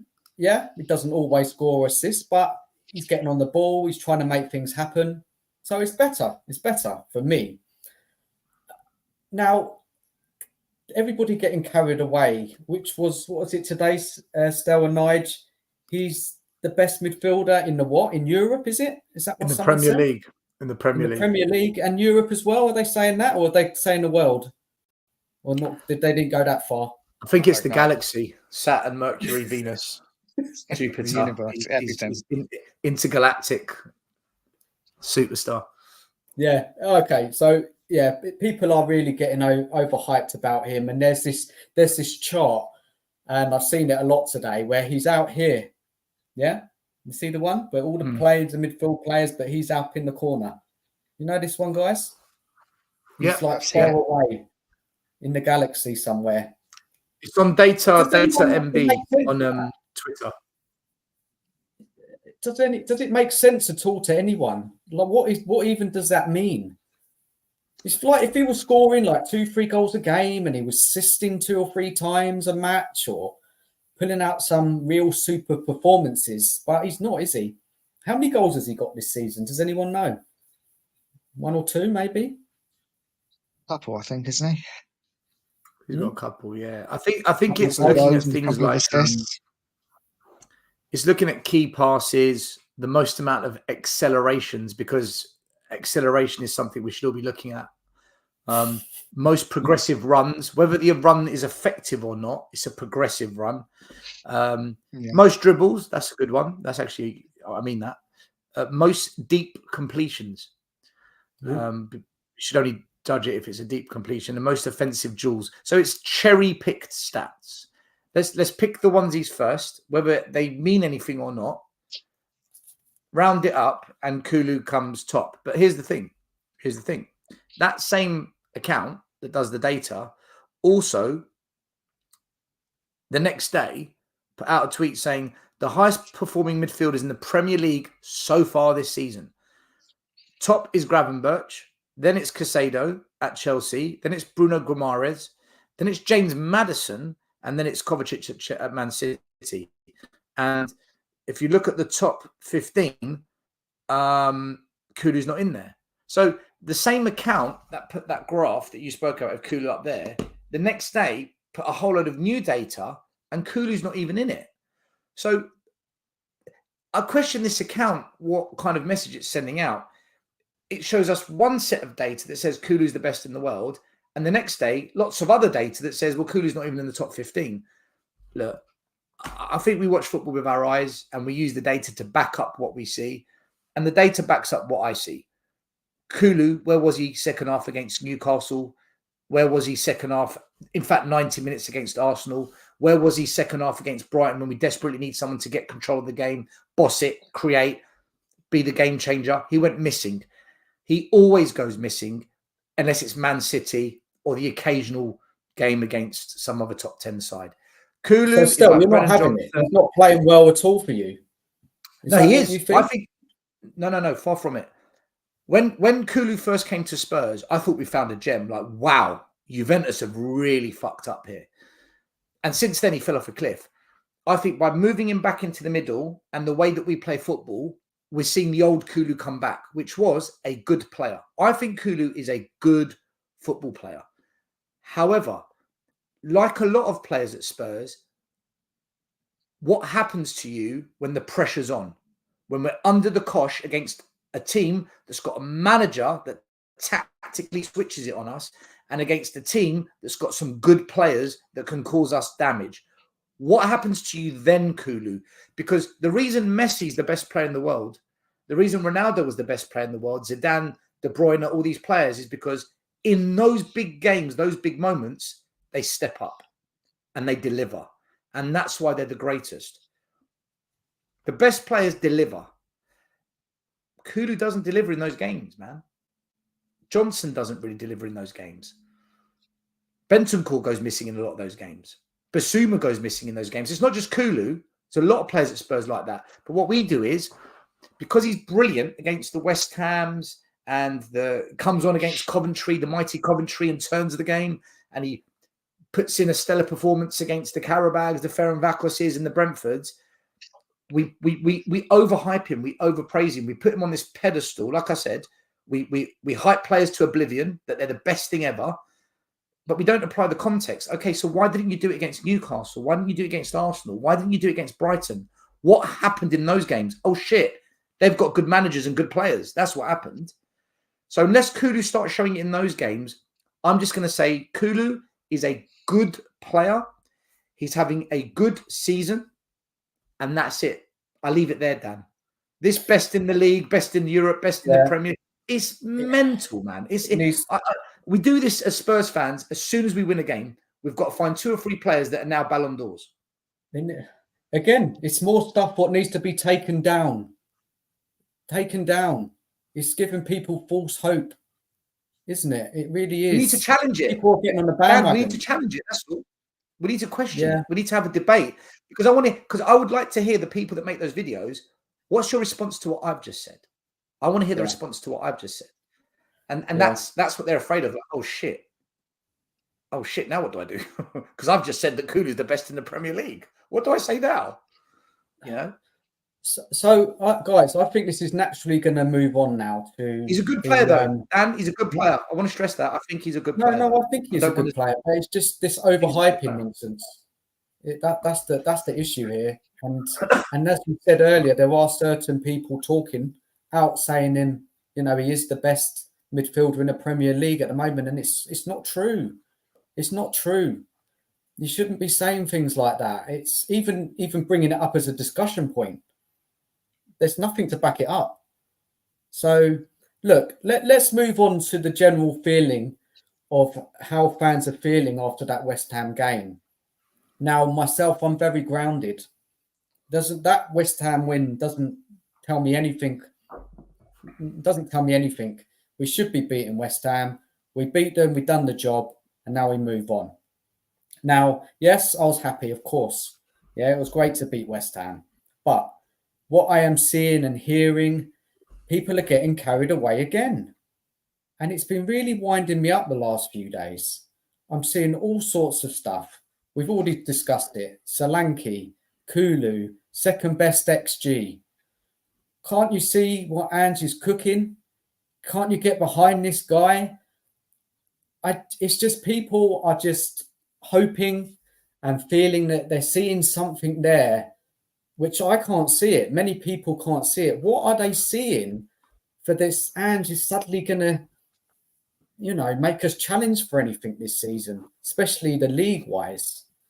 It just really frustrates me, and it kind of takes I'm happy about beating West Ham to a bit like, now it's just annoying me, like everybody getting too carried away. I don't know if you guys feel the same. You may do, but just calm down. Keep grounded. Man, look, who wants to go first on that one? While I'm going to have a quick toilet break. I just think for me, as a fan base, we are so desperate for success that, we will celebrate a win, especially against West Ham, like we won a cup. We got to enjoy the victories. We got to enjoy the because we know as Spurs fans, I know as a Spurs fan of over 40 years, that I know where this is going to probably end up. It's probably going to end up with us having to start another rebuild again in the next couple of years, and probably no trophies. So, all a lot of fans can do is enjoy the small moments, I guess. But I don't know. It's frustrating, but yeah. I slightly disagree, but I'm in the absolute minority on this one, massively in the minority. Yeah. In fact, I think I'm on my own. I don't enjoy the win, depending on who we play, and I'll explain to you why. Yeah. Imagine you never, ever, ever, ever, ever kiss a girl, ever. And suddenly you kiss a girl, but she's a 1 out of 10. And then you kiss another girl, 1 out of 10. After a while, the 1 out of 10 doesn't do it for you. You want to try 2 out of 10. You want to try your luck. Can I get a 3 out of 10? And God forbid you ever get a 9 or a 10. Wow. But the point is, I'm so used to Spurs beating crap teams. I'm so expecting us to beat crap teams. I now predict us to beat all the crap teams. That when we beat them, I just don't feel fulfilled. I don't feel like any kind of satisfaction or joy. I just feel like, it's like always having toast for breakfast. You got to really appreciate that toast. Yeah, but I've had it every day for 25 years. I want an egg on it now. I'd like some egg on toast. I wouldn't mind a cup of tea with it. I want a next level, and I just feel like we beat West Ham, and I'm glad we won. But to celebrate it, I haven't got it in me anymore. I'm drained of it because it doesn't do anything for me. And I was saying this on my channel the other day. The only thing that really excites me is if we get back to what I saw under Poch, beating Real Madrid at home, going away to Borussia Dortmund and beating them 1-0, beating Man City over 2 legs in the Champions League, 10 games to go, we're in a title race and game on. I was celebrating every goal, every throw-in, because for me, that's my 9 out of 10. That's my egg on toast with a cup of tea. I don't get that often. That's what I want. I want what I've not had. So when I'm used to what I'm seeing now, which is a team that's kind of a top 5, 6, 7, 8 team that beats the crap teams and struggles against the top teams. I saw this under Conte. I saw it under Mourinho. Conte was a bit better, obviously. But even Mourinho beat Chelsea to get us to a cup final. Yeah, I need to see something that makes me feel like, even the Harry Redknapp days when we first got into the Champions League and he got us to the quarterfinals, never had that before. It's like, wow, man, I'm loving this. I need to be back there. I need to feel that again for me to celebrate these wins. Because if there was 10 games to go and we are in a title race and we beat West Ham, Nige, I'm going to celebrate that massively, because I've not seen us in a title race for a long, long time. And beating West Ham is one step closer. But when we're beating West Ham to go 7th and they're 15th, and it's just give a shit because next game we've got Villa and we lose to them, I don't care. I just don't care. So, but I know I'm in the minority when it comes to this, that I just feel nothing beating average teams now. It does nothing for me. Like, we could go and smash AZ Alkmaar 6-0 on Thursday. I feel nothing. And? But do you kind of see where I'm going with this? Do you understand where I am? Totally, as a fan? yeah. Yeah, I mean, and like I say, it's not like I'm kind of there with you. I wasn't jumping from the rooftops like, oh my God, we beat West Ham. But I think as a fan base, like I was saying, on the whole, because we are so starved of success, a lot of fans will take a 4-1 victory at home to West Ham as bragging rights. And, I wonder, how many things have we had this weekend going on if Carlsberg did weekends, because we beat West Ham, Arsenal and Chelsea lost. And that's kind of where we are as a fan base, isn't it? People think we're going to be above Arsenal in 3 games. They're out of their mind. No chance. They're out of their mind. Honestly, I saw it today. They're working it out. They're working the fixtures out. They're looking at the Arsenal fixtures. They're looking at our fixtures. And they think we're going to be above them in about a month or so. Arsenal are missing Saka. They're missing Odegaard. They've now got Saliba suspended. They've got problems, okay? Those players will be back.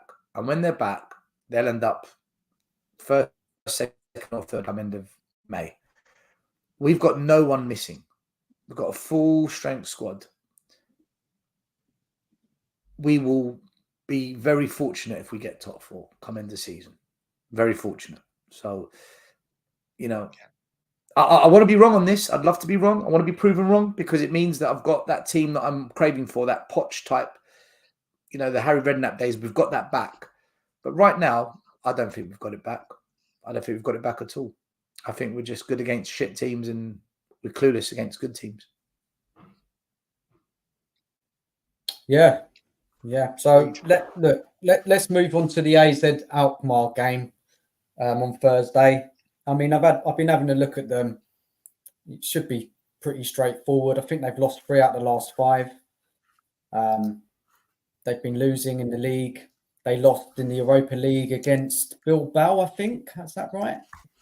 The team who have that Spanish winger who plays for them. What's his name? Help me out here, guys.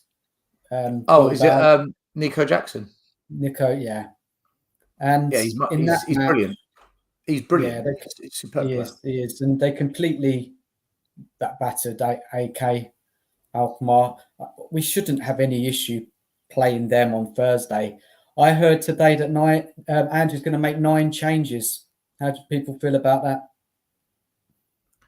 Can't wait to watch Archie Gray getting absolutely bantered at the back, watching Ben Davies get caught in a high line. Can't wait. And then panicking and bringing on Kulu, Johnson and Maddison to save us in the last 20 minutes. I'm predicting it already. There you go. That's what's going to happen. Yeah. Sorry, Nige. I interrupted you, mate. That's all right. No, I mean, you know, Europa League is a trophy that I really want us to win this season. But it's painful to watch at the moment, going through these games. It's kind of, you just want to get to the end and hopefully get to the knockout stage. These games are just not the best to watch. And if he makes 9 changes, this could be a really dull game, couldn't it?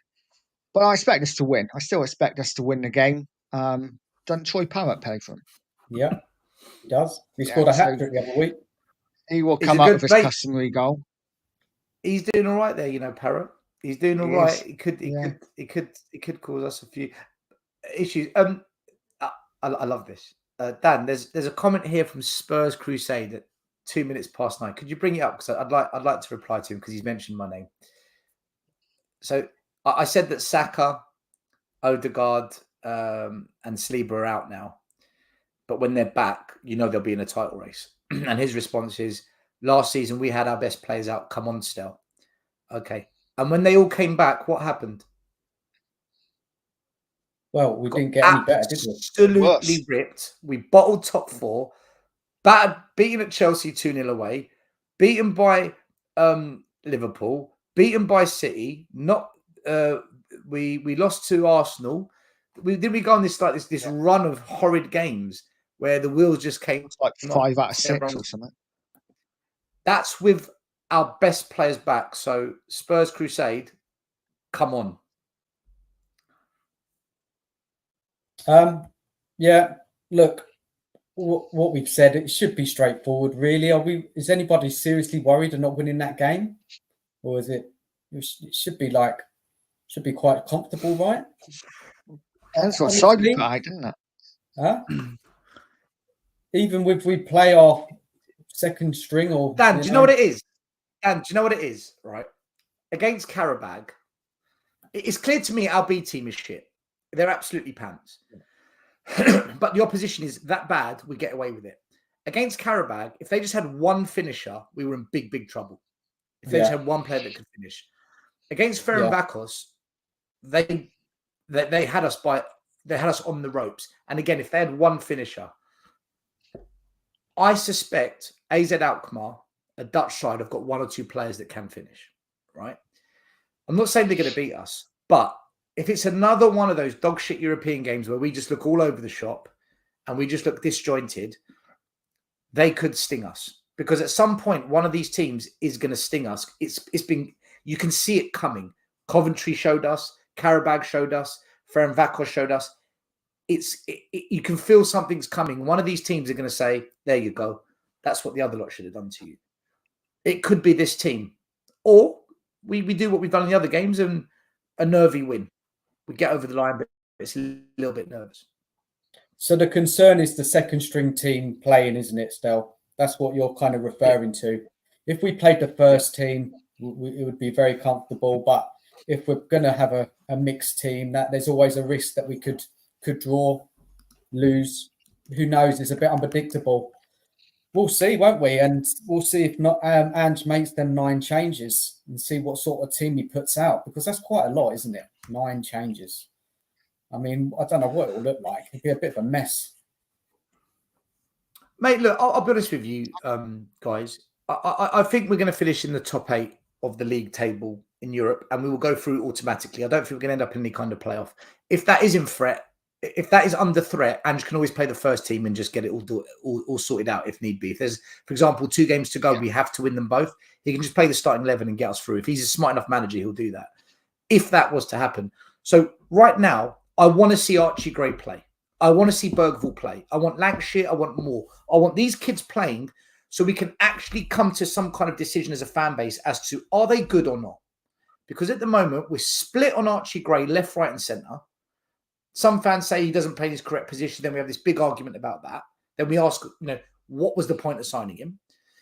I want to see Bergvall play because, again, he was meant to be the midfield maestro. Well, play him then. Let me see him play. And I want to see Mikey Moore play because he looks really good.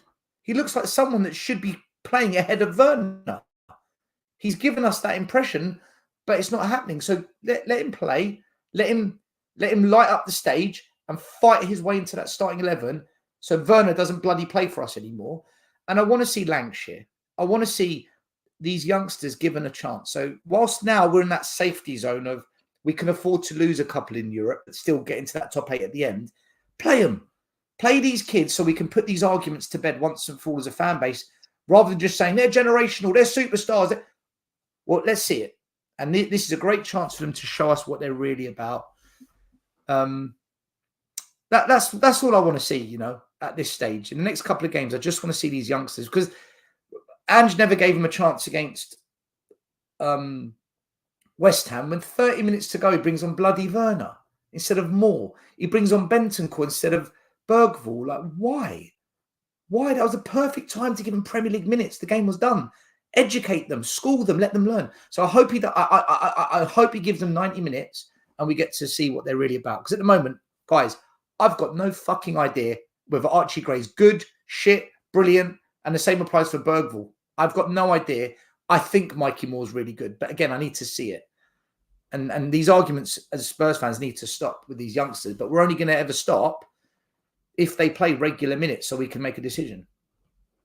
So, Nige, would you play all the youngsters then on Thursday?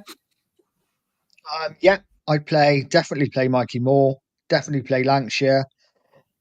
Though I think he may play with Charlison. I would, Gray and Bergvall have to play. I'm very much in the boat that Gray and Bergvall are both shit at the moment because we're just not seeing them in the league. So, what does that tell you? We spent all that money on Gray and he's just not getting a minute in the Premier League. So, yeah, they both have to play. For me, it'd just be interesting who plays centre half. Well, he has to play Radu. I'm not sure. Is He's going, isn't he? Dragishin back? He's leaving. Well, he's not leaving yet. No, I was joking. But he's got to play. Ben Davies and Dragishin at the back with the high line. Bring it on. Bring it on. They've got a couple of good players. AZ Alkmaar. They have. There's a couple. I was looking at them today. They've got a couple, but really, who knows? I just don't know anymore. It's like, Stel, you were very convinced we'd beat West Ham. I wasn't. I didn't think it'd be that easy. And in these games, and when he's going to make all these changes, it's a lottery, isn't it, really? Who knows what could happen? Who knows? You can't predict Spurs at the moment. Mate, I'm telling you, it's either going to be a nervy win or they're going to pick us off because it's been coming. I do not expect a blitzage. I don't expect like a 3-4-0. If we do, I will give a lot of praise if that happens because that will really impress me. That will really impress me. If it's the B team, I'll say, do you know what? That was impressive. But I don't think that's going to happen. I think it's a nervy win or we get found out. Yeah, I think we'll have enough. I think we're just about have enough to win Thursday. It's going forward. It's the Galatasaray away and the Rangers away that I think we might come up with problems. But I think we should have enough to win Thursday night.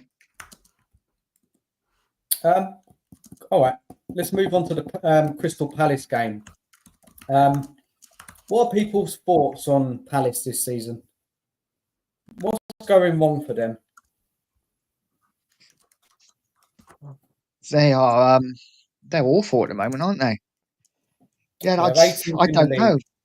Yeah, I've seen them a few times. They just don't look like the same team, and I'm really surprised because, you know, when the end they had to the season, and I really like the manager, I actually thought, you know, he could do well at Spurs. But for some reason, they've just not clicked yet this season. I don't know whether it's a change of strike force. They don't seem to play Mateta as much, do they, up front now? I don't know, but they're just not clicking for whatever reason. I don't think Eze's playing as well as he did last season. I don't know whether that's because he wanted to move. He just doesn't seem to be the same player yet. But you know, Dr. Tottenham are going now. When are we playing? Saturday or Sunday? Sunday it'd be, wouldn't it? Sunday at 2. Yeah. So they haven't won this season. Palace, no wins, 3 draws, 5 defeats. They're in dreadful form. I'd expect us to beat them, but this is Tottenham. You just don't know, do you? Stel, what do you think is going wrong with Palace this year?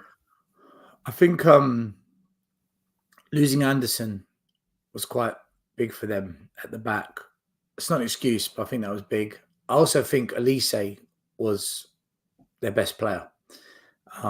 Eze's good as well, but when we had a conversation last year, who would you prefer, Elise or Eze? I said I wanted Elise. And you see it, I don't know if any of you have been watching any Bayern Munich games. Elise is absolutely balling out. He looks like one of the best players in Bundesliga. He looks brilliant. And I think they've lost 2 big players. I think questions do need to be asked of Glasner as well. But then Glasner's a really good manager. He did a good job in Germany. And he won a Europa Cup with, is it Frankfurt? I think it was Frankfurt. Yeah. And then last season, he came, he completely turned it around. I personally think what's happening at Palace right now is they've lost 2 really good players, and the new players haven't yet properly bedded in, and they're just going to need a bit of time. I think he's a manager, if they show some patience with, he'll turn it around. But it's going to get to that point where, listen, man, we can't be in a relegation fight. You've got to go. And then they might sack him. So, but you know what? Managers are judged on their results. And if Glasner doesn't turn it around, then he's failed as a Premier League manager. End of. And that's the way it goes. But I think losing those 2 players is a big, big loss. But good managers find a way. I don't expect Palace to be a top 6 team, but I do expect Palace to not be in a relegation fight. So right now you've got to look at the manager. So if we look at Palace's results this season, they started off with a loss to Brentford away. Then they lost at home to West Ham, and we know how bad West Ham are. They did win in the Carabao Cup 4-0 to Norwich. Then they went to Chelsea and got a point with that Eze strike. They drew at home to Leicester 2-2, beat QPR in the Carabao Cup, and then they drew at home to Man United, which is nothing to really make a big deal of. They lost to Everton away, and Palace lost to Liverpool, and then they also lost to Nottingham Forest. So yeah, they're in dreadful form. And if we're thinking of Spurs going there, surely this is a nailed-on victory. Does anyone have any doubts? Dan, it sounds like their problem is, it sounds like they can't score goals, right? They've clearly got a problem scoring goals at the moment. So that's what Glasner needs to address. If he can just get them putting more pressure on teams and just testing the goalie, taking some chances from distance, maybe working on some set pieces. He just needs to get them putting pressure on the opposition's goal, because it does sound to me that they just can't score. And that's what he needs to work on. They've got the old Arsenal striker up front, haven't they? Probably ain't Nketiah. Yeah. He's shit. Yeah. He's shit. I mean, that's a bad signing. And Mateta, you're right, Nige. She's not been playing. Wonder why. Starting him on the bench. All those goals he scored at the end of the season, and he's playing Nketiah instead. I don't get it. They've got that Warburton. He had a good end of season, didn't he? Last year, everybody was raving about him. What's happened to him? We'll beat Palace. We'll beat Palace, man. We won't thrash them, but it'll be like a 2-0, 3-1. We'll beat them by a couple of goals, Palace. I don't expect anything other than it won't be a blitzage, but I think we'll be comfortable. They might have a little rally where we look a little bit wobbly, but we'll win it by a couple of goals. I mean, they're bottom 10 team. Again, don't fear it, guys. The only reason I'm saying it might be a little bit nervy is because away from home, Brighton, Newcastle, Leicester, only Man United really we've looked, half decent, and they went down to 10 men. Yeah. So I think away from home, we always look a little bit less confident. We always look a little bit less clinical, but we'll beat Palace. I wouldn't, we must beat Palace, guys. If we can't beat Palace in this form, what does that say about us? We have to. It's a must win. It's a must win. There's no excuse. Yeah. If we're doing so great as some people think we are, should be straightforward. Yeah, I can't see anything else but a Spurs win. I think it'd be very similar to last season. Last season, I think we were 2-0 up when we conceded in the last couple of minutes and we're a bit nervy late on, but I think it's probably going to be the same sort of game. I can't see anything other than 3 points, really. Yeah. Okay. Yeah. Now, a couple more things before we go on to looking at the table and where we are and some of the teams around us. I always like to talk about one guy. This man. Yeah, he's always. I don't know if you saw that. Did you see it? Yeah. It's the Rolex watch that got me. Yeah. Look, we always cover Ange. Should be a Casio. Okay. A Seiko. in this show because, yeah. Look, so what do you think of Ange this week, Nige? Has he been a bit quieter this week? Has he been talking a lot this week? And I haven't heard too much. Anything silly? You don't tend to hear too much when we win, do you? Usually when we lose, he comes out with the quibs in the comments. Listen, if we're going to go week to week, this week he's done okay. He made a change and we won 4-1. I want to see that going forward every week.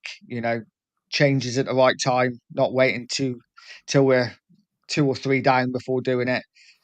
But currently, look, if I'm taking it week to week, he's done okay this week, but still for me, you know how I feel. I don't think he's a man to take us forward. I don't think he's a man who's going to win us things. But at the moment, you know what? We won 4-1.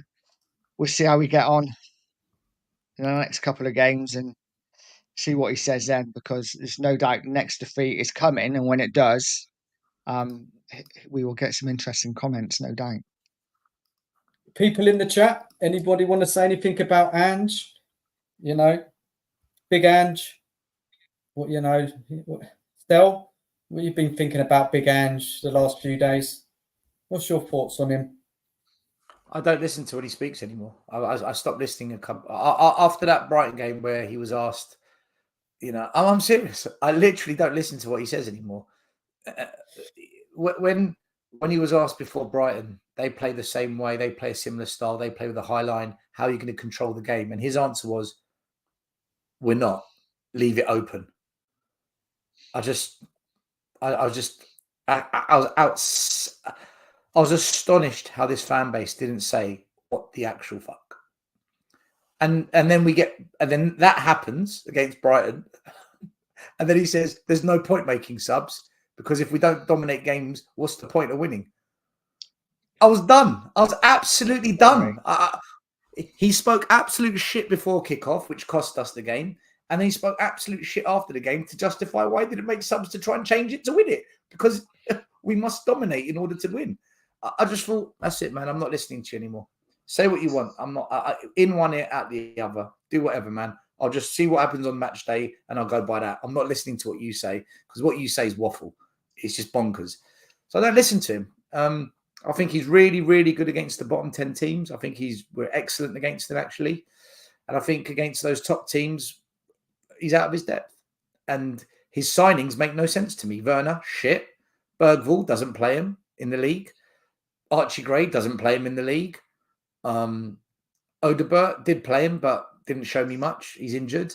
The only one he's signed that plays is Solanke, and he doesn't score goals. So in terms of his scouting or his talent ID, I don't get it. In terms of us against top 10 teams, he gets found out.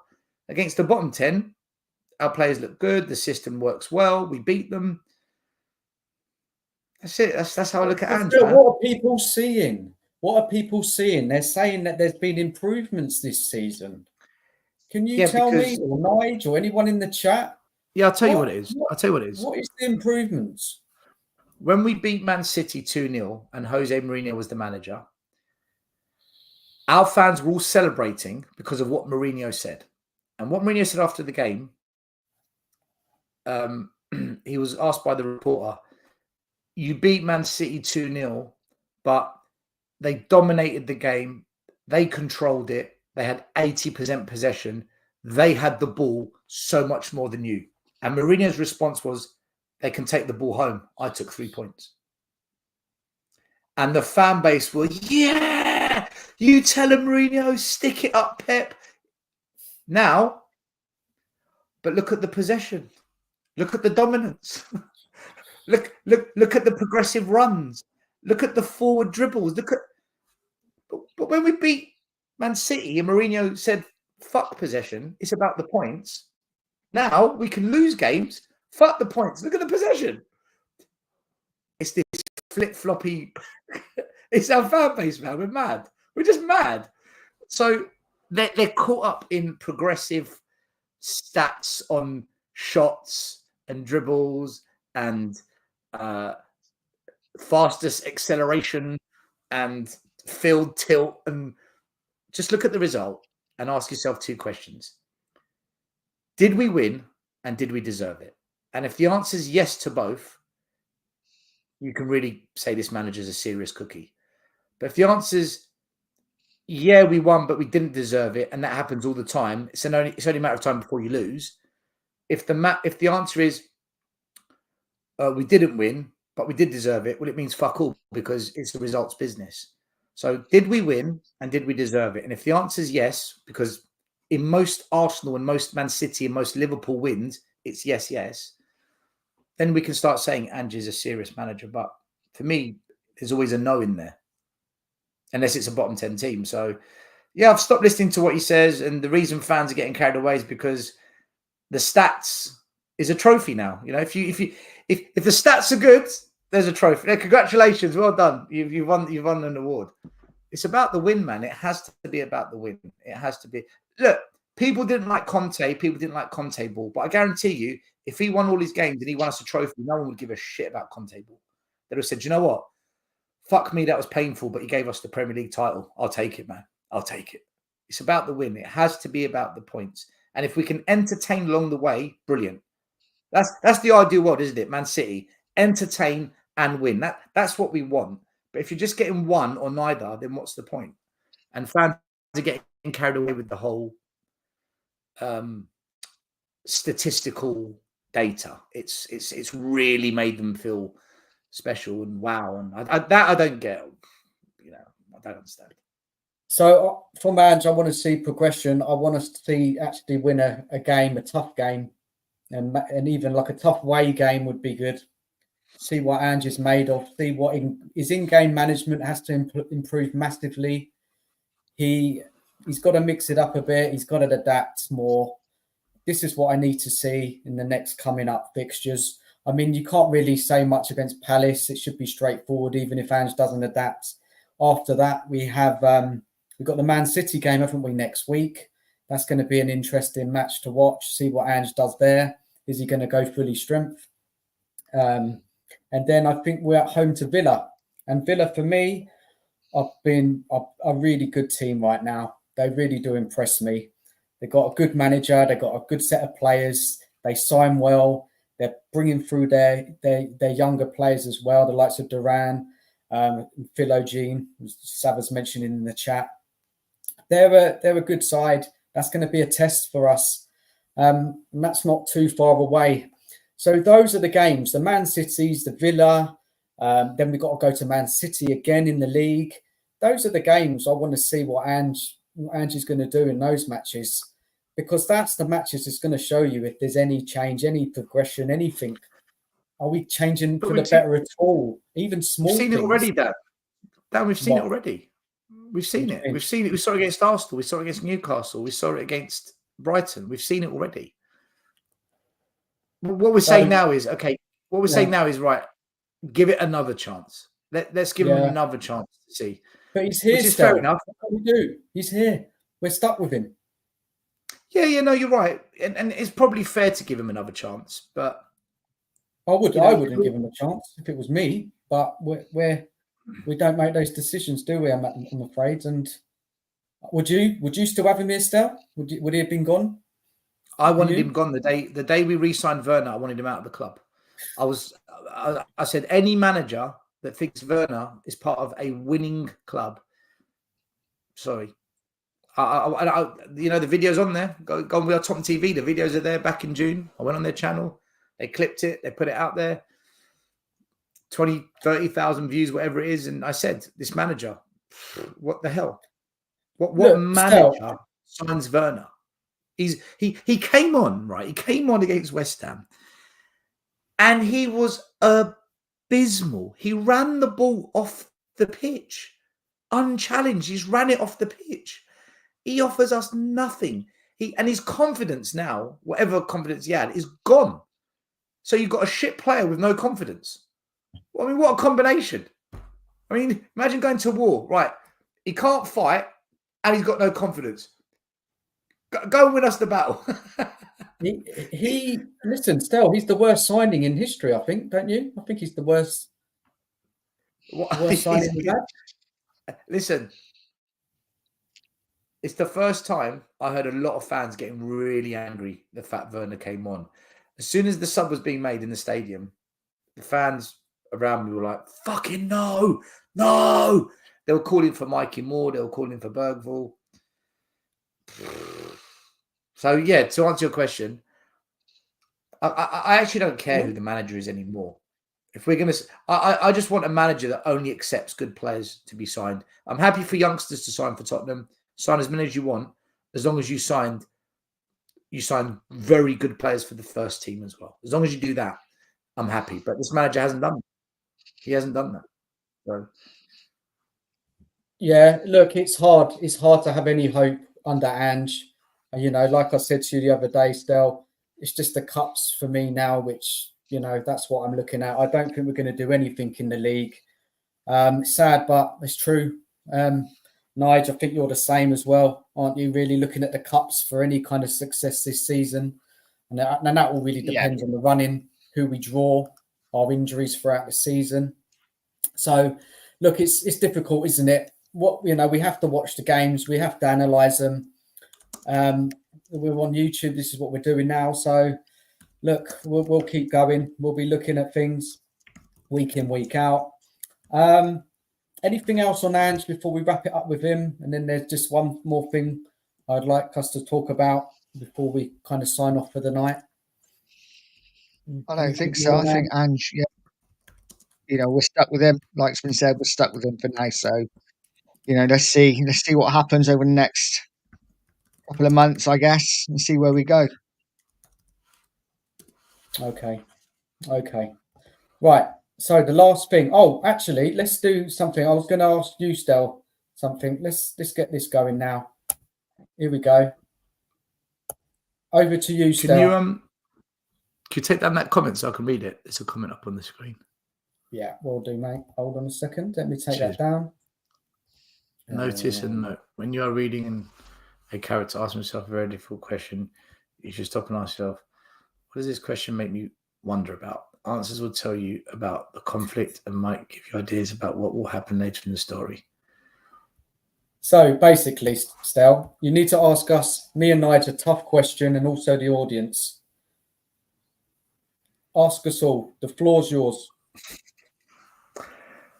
What, football related? Yeah, obviously football related. Tough question. Yeah, Spurs related. We can come back to it a bit later if you want. We can talk about, some of the, the league at the moment and other teams. We can do that first. You can come back to that if you want. If you want to think of a real good one.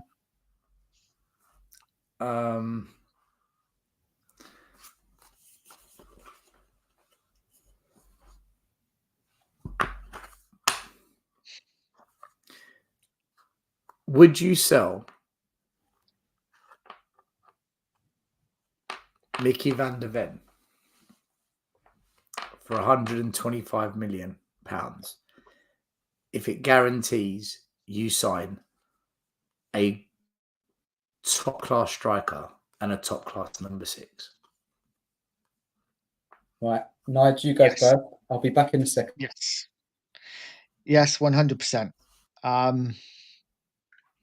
Yeah, of course. I think, Van der Ven's quality, probably the best defender we have. But,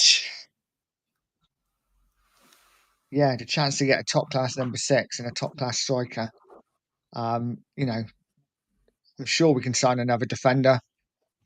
Yeah, I would. We're not signing another defender. We're not signing another defender. Okay. So we got to go with Dragishin or Daddy Davis. It'll be Dragishin and Romero. Dragishin, yeah. In a high line. Yeah, because we're already, it's already a bit Aussie ideal-ish, as in we'll score more than you. So if we got a better striker up front, at least it's going to be more exciting. So yeah, I would. Would you? Yeah, I would. If you guaranteed me 2 top-class players in exchange for Van der Ven, I'd do it. Yeah, the thing is, there isn't any Spurs player that I think I wouldn't sell. Whereas, back in the day, there'd be players I'd just like, no, I don't want him to leave. Now I just don't care.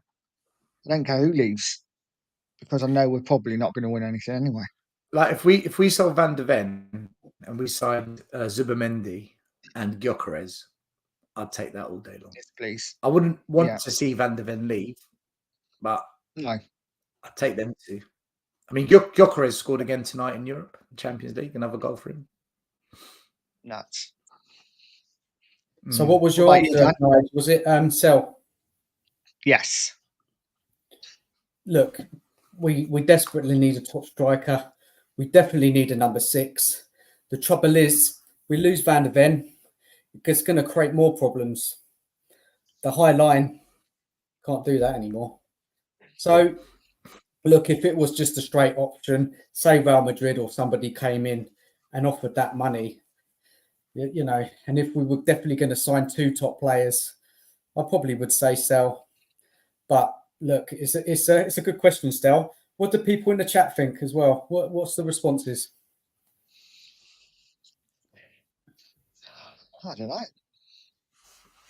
Like a Savile would, definitely. If you're going to get Gyökeres and Zubimendi, would you take those 2 if Van der Ven was to leave the club? So that's the exchange deal. Van der Ven for Zubimendi and Gyökeres. Definitely, it sounds good. I like it, but I'd rather another manager have that kind of option. Well, you might get that other manager quicker if we sell Van der Ven. So keep down that high line. Yeah, that's a good one. I like it. Good question.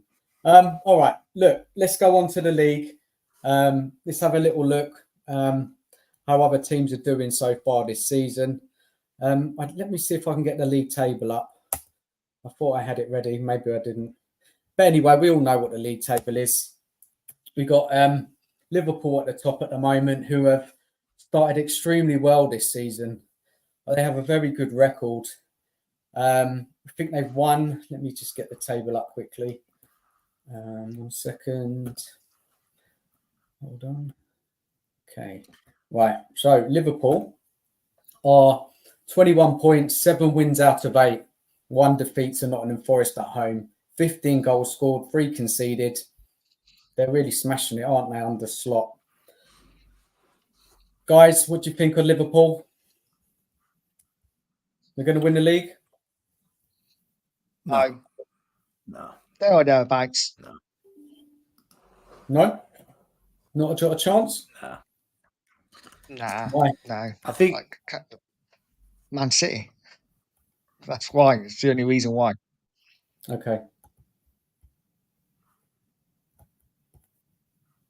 No one want to say anything? Yeah, I mean, about look, Man City are undefeated, right? Liverpool lost that game to Nottingham Forest, which was a bit of a how did you manage to lose that? I think in terms of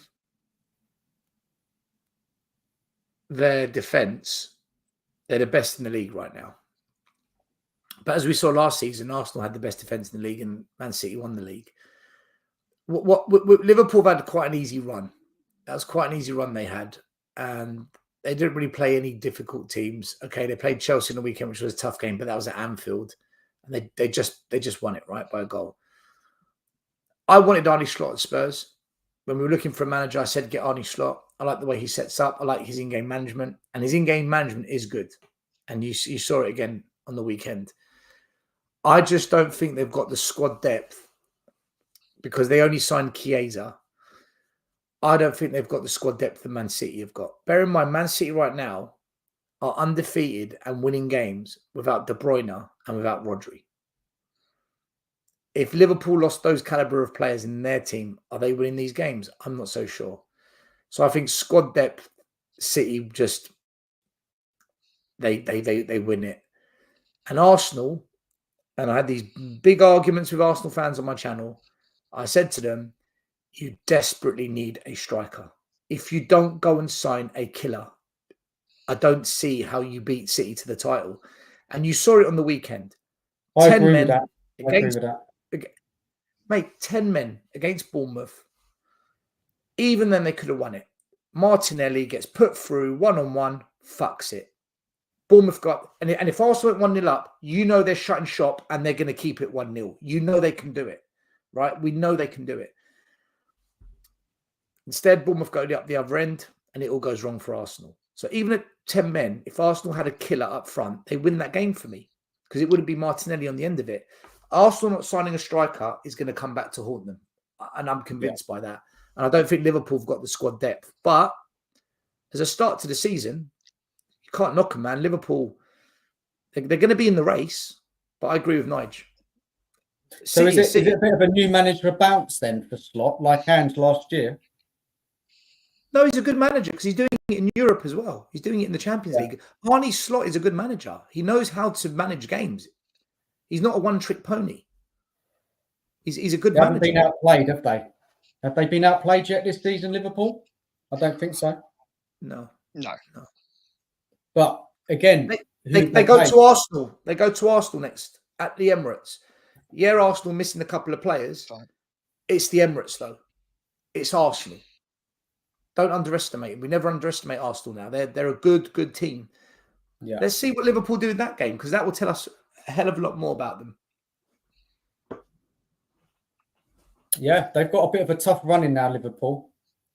They've got over the line against Chelsea. They've got Leipzig in the Champions League away tomorrow night, away to Arsenal. And then they've got Carabao Cup away to Brighton, which is an interesting match. And then they play Brighton again at home the following weekend. And then they play Leverkusen at home. And then they play Villa at home. So they've got a tough, tricky run coming up. And that's going to be a big test for Slot. A lot of those games are going to be tough.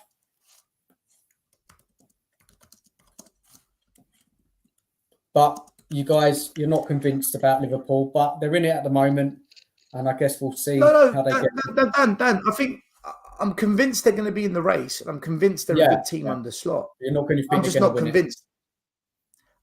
I don't know anyone better than Man City in the league. No, look, I'm trying to build an argument for them. Maybe I don't think they will either. I still think Man City will win it eventually.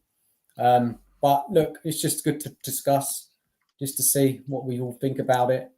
We don't really want to talk much about Arsenal, do we? Does anyone? Nige, what do you think of Arsenal? No, good side. You know, they're a good team. They'll be up there. They'll be challenged. I think they'll be City's closest challengers. But again, like Stel said, I think they're striker short. So I just can't look past City. Just can't look past them. No. Villa. Should you talk about Villa?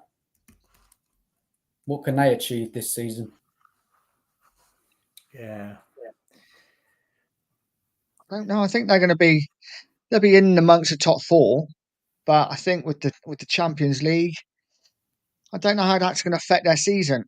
But you know, they're definitely the third or fourth best team, probably the fourth best team in the Premier League. So, you know, I'll have them in the same position as they were last year.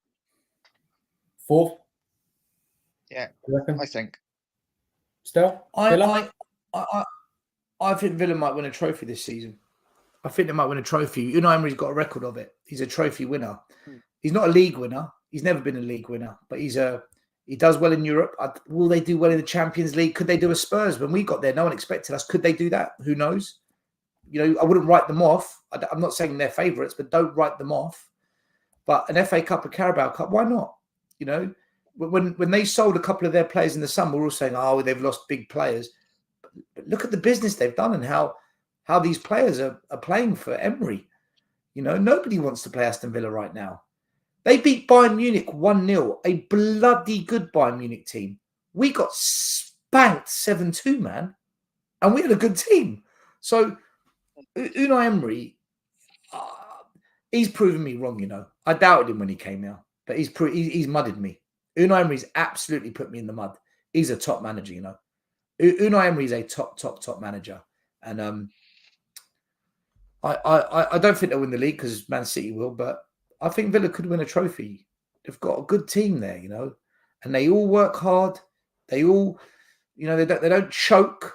They don't bottle it. Although against Arsenal, Watkins missed 2 sitters, so they do have it in them. But yeah, Villa are dark horses this year, you know. And don't sleep on Brighton, by the way. Watch out for Brighton this year. They've got no Europe. And they're winning big games. They beat Spurs. They went to St. James's Park and beat them, kept a clean sheet. We couldn't do that. Brighton, when all these European games are coming, are sitting there, resting, getting their fitness up, preparing for the next game. And their manager is proving to be hot property. So Villa and Brighton are 2 teams we should all be they're dark horses, both of them. I do like Brighton. They're a good footballing side, but they always kind of do the same thing, don't they? They always start really well and then tend to drop off after Christmas. So I don't know whether that happened again, but they are a good footballing side. And they always tend to do well against the bigger sides. Nige, the season they got 6th, they weren't in Europe. Yeah. When they had was the manager called? Was it I forgot his name. De Zerbi. When De Zerbi was manager, they got 6th with no Europe. Don't be surprised if they repeat that 5th or 6th again this year. Oh, no, they're a good side. Listen, they might knock on the door of top 4. Danny Welbeck is having the season of his life. Oh, Danny Welbeck. And they've still got Matt O'Reilly to come back from injury. They're without João Pedro, right? They're winning without João Pedro. They've got some top players to come back. But listen, because it's Brighton and they're little, who are Brighton, we're just like, yeah, whatever. I don't know, you know. I reckon they could be dark horses for 4th spot this year.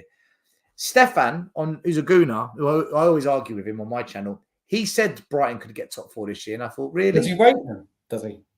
Yeah, he rates them big time. I think he might have a point. No Europe, when all the other top 10 teams have got Europe.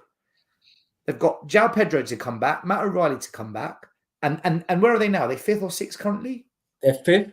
They've lost one game. They're on 15 points, 2 behind Villa and Arsenal. Mate, I'm telling you, they could be dark horses this year. It's weird, though, isn't it? Because like literally 2 games ago, when we had Brighton, I can remember us doing our show before the Brighton game, and we were like, well, they've only won 1 game this season. They've like drew 3, lost 1. And then now suddenly they've won a couple and they're right in the mix. Listen, they went to the Emirates and gave Arsenal one hell of a game of football this season. One hell of a game of football. That's when I stood up and said, hold on, there's something here. There's something going on here with this lot. Because any team that goes to the Emirates and can do that, there's something going on. Either it's a really bad day for Arsenal, or the other team have got something about them, and they've proven they've got something about them. An outside bet for Brighton to get 4th could earn you a few bob. Cheeky That bet. could be a good bet. Definitely. Cheeky bet. All right, let's move on to Chelsea. Thoughts, guys? Chelsea been a bit better this year, I think, this season. Yeah, like top 6. Yeah. Top 6 for me. I think, I don't think they got a chance to top 4, but I put them as one of the, the best of the rest kind of thing. So, yeah. You've been impressive. 6th or 7th. Have you seen much of Chelsea play this season? I haven't, to be honest. I've seen bits of them. I wouldn't say they haven't overly impressed me, but they tend to win games. They got Cole Palmer, so they're going to win more than they lose. That helps, doesn't it? Yeah. But they've got the strikers, though, haven't they, Nige and Stel? They've got 3 quality strikers. Take 3 off, they can bring another 3 on. They've got some strength and depth. I mean, I think Chelsea's defence is a bit suspect still. I think they can get got at. Stel, what do you think of Chelsea? Well, they lost their first game against City, but most teams will. They lost their big game against Liverpool. So the big games, they haven't really shown me anything. Having said that, they did batter Brighton 4-2. But the Brighton manager's adapted since then. Not loads, but he has. They beat a shitty West Ham. They drew with a shitty Palace. They narrowly beat Bournemouth. They drew against Nottingham Forest. I'm not as hyped up as everyone is about Chelsea. I'm not as hyped up about them. I think Jackson's having a much better season. I think the way that Chelsea play now better suits Jackson. I mean, he's the second top goal scorer in the Premier League with 5. He's outclassing Solanke. Jackson, who we all laughed at. Make of it what you think, but I'm not overly impressed by them, What have they actually done this season? Other than that really impressive win against Brighton, but that was ping pong, table tennis. They beat Wolves. Wolves are bottom of the league. They're shit right now. They're all over the shop. They've had a horrendous start to the season. They couldn't beat Forest, who are, by the way, joint points with Spurs. They beat West Ham 3-0. Well, we beat them 4-1. Same thing. They beat Bournemouth, who are bottom half team. They're not really that much different to Spurs. They're not really that much different to Spurs. The only difference with Chelsea is they've managed to beat one of the top 10 teams, Brighton, when we couldn't. That's the only difference. They've beaten one of the top 10. Otherwise, they're just the same as Spurs to me. They're getting overhyped. They're being overhyped.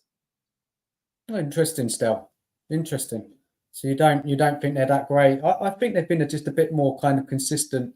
Maybe, they've lost against Liverpool away and Manchester City at home. Who have they beaten? What's any good? I don't think they have beaten anyone that good, have they? If we think about it now. Maybe they're kind of better into deceit. They're 1 point above Spurs. Yeah. Right? Are we really going to praise them? They're 1 point above Spurs. No, you're right. If you look at it like that, because it's not the chaos of last season and the ridiculousness of the season before, where Chelsea were in meltdown, the fans wanted to blow everything up, the chairman was being ripped apart left, right, and centre. Because there's calmness now at the club, they're not in the media spotlight of bottle jobs and all that. Everyone just thinks they're suddenly good. I think they're. I just think they're. I think they're just like Spurs. I just think they're another Spurs at the moment. Well, when do we play them? Is it November, December time? That'll be interesting. Sure. I don't know. Yeah, they'll probably beat us, right? Because I say it doesn't matter. They win. Right? Because we'll do something stupid. We'll do something stupid in the game. You know, we're going to do something daft. Yeah. And then there's us. We're 7th at the moment. Yeah. And look, let's just cover a couple more. I think we've got Nottingham Forest are quite up there as well. Let me just get that league table up again. Forest are on the same points as Spurs. The manager that we sacked, right, is now equal points with a manager we've given £400 million to. Wow. This is why I'm not doing this whole Ange ball love, man. I'm not jumping on this Ange bandwagon. How much money's Nuno had to spend? What's he spent? They've only lost one game. Do you know that, Forest? They've lost one game all season. This is Nuno. Listen, when the pressure's off Nuno, when he's not in the spotlight, he knows how to churn out performances, right? Whether they're good to watch or not. He did it at Wolves. We forget what he was like in the first couple of years at Wolves. Nobody wanted to go to the Molineux. Nobody wanted to play. Very true. We forgot, didn't we? We all forgot. Yeah, he came to Spurs. We were too big for him. He never really got backed in that window. He was just the 7th choice manager. So he came in not even wanted by us. It was a panic signing. Now he's back in his comfort zone. He's not a bad manager, you know. He's not bad at all. And, you know, if Ange is so amazing, how the fuck have we spent £400 million to be on the same points as Nuno? So, look, Nottingham Forest. Could they finish above Spurs? Can you imagine? No. Yeah, no, it's not going to happen. But you sure? He's doing a good job, Nuno. But yeah, I can't see Forest. You know, Forest finished in the top 12. That's a good season for Forest. Yeah, realistically. Again, guys, they don't have Europe. They don't have to worry about Europe. Are we really saying Nottingham Forest are our competitors now? Are we really saying this? Seriously? Too early. Too early to say that. Let's have that chat. Let's have that chat after Christmas. Let's have that chat after Christmas. Look. I know things are bad, but yeah, but I don't know. Oh, okay. Look, one more. Let's just bring Newcastle into it. They've had a bit of an indifferent start. 3 wins, 3 draws, and 2 losses. They haven't scored many goals. It's 8 goals scored, 8 conceded. Where's it going wrong for them at the moment? Because I don't think they've got Europe either. Transfer window. They didn't sign anymore. They signed 1 player. I did 2 podcasts with Newcastle fans. I went on their podcasts, their shows. And before Newcastle Spurs, and we were predicting and we were talking about the game. And they were all moaning and they were all complaining and they were all pissed off with Paul Mitchell because he was brought in to be this messiah of a scout, head of recruitment, and they didn't bring in anyone. And they were saying, we haven't got the squad. We never brought in the players. What have we done? Moaning. Mate, they didn't do anything this window. And I think it's because of FFP, PSR. I think they've got some issues there. They haven't made any more signings. And it's showing. They haven't freshened it up. Yeah. We're not saying Eddie Howe's suddenly a bad manager overnight, are we? Every manager needs signings. When Poch never got signings, what happened? We lost 13. We didn't win in 13 away games. The season we got to Champions League, the final, our league form was in the mud. You know, every manager needs backing in the summer, and he didn't get it. He didn't get it. So I think I wouldn't put it on Eddie Howe, Dan. I'll put it on the board. I'll put it on the club. I agree. I agree. Nige, what do you think, Newcastle? Similar. They haven't made the signings. I think they've been a bit unlucky with injuries as well. And the trouble is, they've not got a massive squad. So when they have they've had first choice centre backs out. It's gonna hit them harder than other teams. And listen, they had such a good season over the last couple of seasons. They've had good seasons. It's really difficult just to keep that going all the time. So I'd expect them to drop off a bit. I still think they're going to be around the top 8. So I think they'll be in and around us and Chelsea battling it out 6th, 7th, 8th. I'd expect us to be around there, along with Newcastle. It's a lot of mid teams, isn't there, this season? A lot of teams are mid. Not great, could go either way. That league is going to change around a lot, I think. Other than the top 3, maybe 4, I think everybody else are going to be up and down, changing places throughout the season. Would you guys agree with that? Yeah, I think so. The one thing I'll say with Spurs, we are do or die. So it's either win or we lose. We don't draw games. And it's the way we play. We're so open that we could lose, but we're so attacking we could win. There's no middle ground with us. I don't. Other than Leicester City, we haven't drawn a single game this season, even in Europe. We haven't drawn a single game. It's win or lose. Whereas you look at the other teams, they've, City 2 draws, Arsenal 2 draws, Villa 2 draws, Brighton 3 draws, Chelsea 2 draws, Nottingham Forest 4 draws, Newcastle 3 draws. We're the only team that's drawn. City have got no draws because they've won 6, lost 2, but lost 2, yeah. But we when it comes to draws, we are the lowest in the league, other than Brentford. We're a very do or die team. It's all or nothing, isn't it? Yeah. I said at the start of the season, it wouldn't surprise me if we won 19, lost 19. And, we're not going to be too far off that, I don't think. Mate, I don't think we can survive doing these post-match shows on YouTube if it's like that. No. Listen, guys, let's wrap it up. It's been a great show. Thank you for everybody who's watched and got involved with their comments. Smash the like. Please subscribe to myself, Nige Coys, and Stel Tottenham Away. Massive thank you, Stel, for coming on today. It's been great. We really enjoyed you coming on. I hope you enjoyed it too. Your thoughts, buddy? Yeah, I'm never coming on again, mate. I thought it was a load of rubbish, actually. Boring and stuff. No, you guys are you're good crack. I think you got a good show actually as well. I'm not just saying it. Thank you.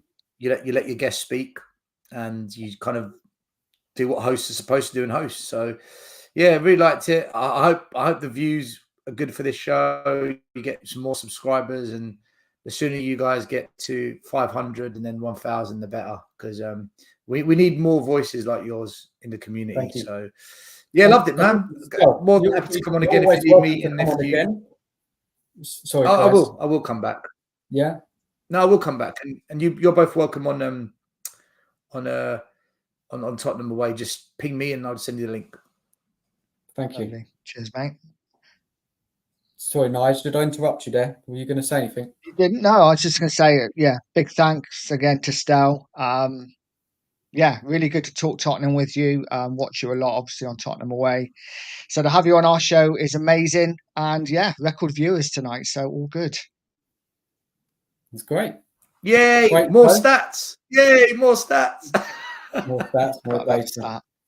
Anyway, guys, I'm going to end the stream now. So thanks to everyone for watching. Enjoy the rest of your evening. And we'll be back next week. So come on, you Spurs. Good night, everyone. Good night.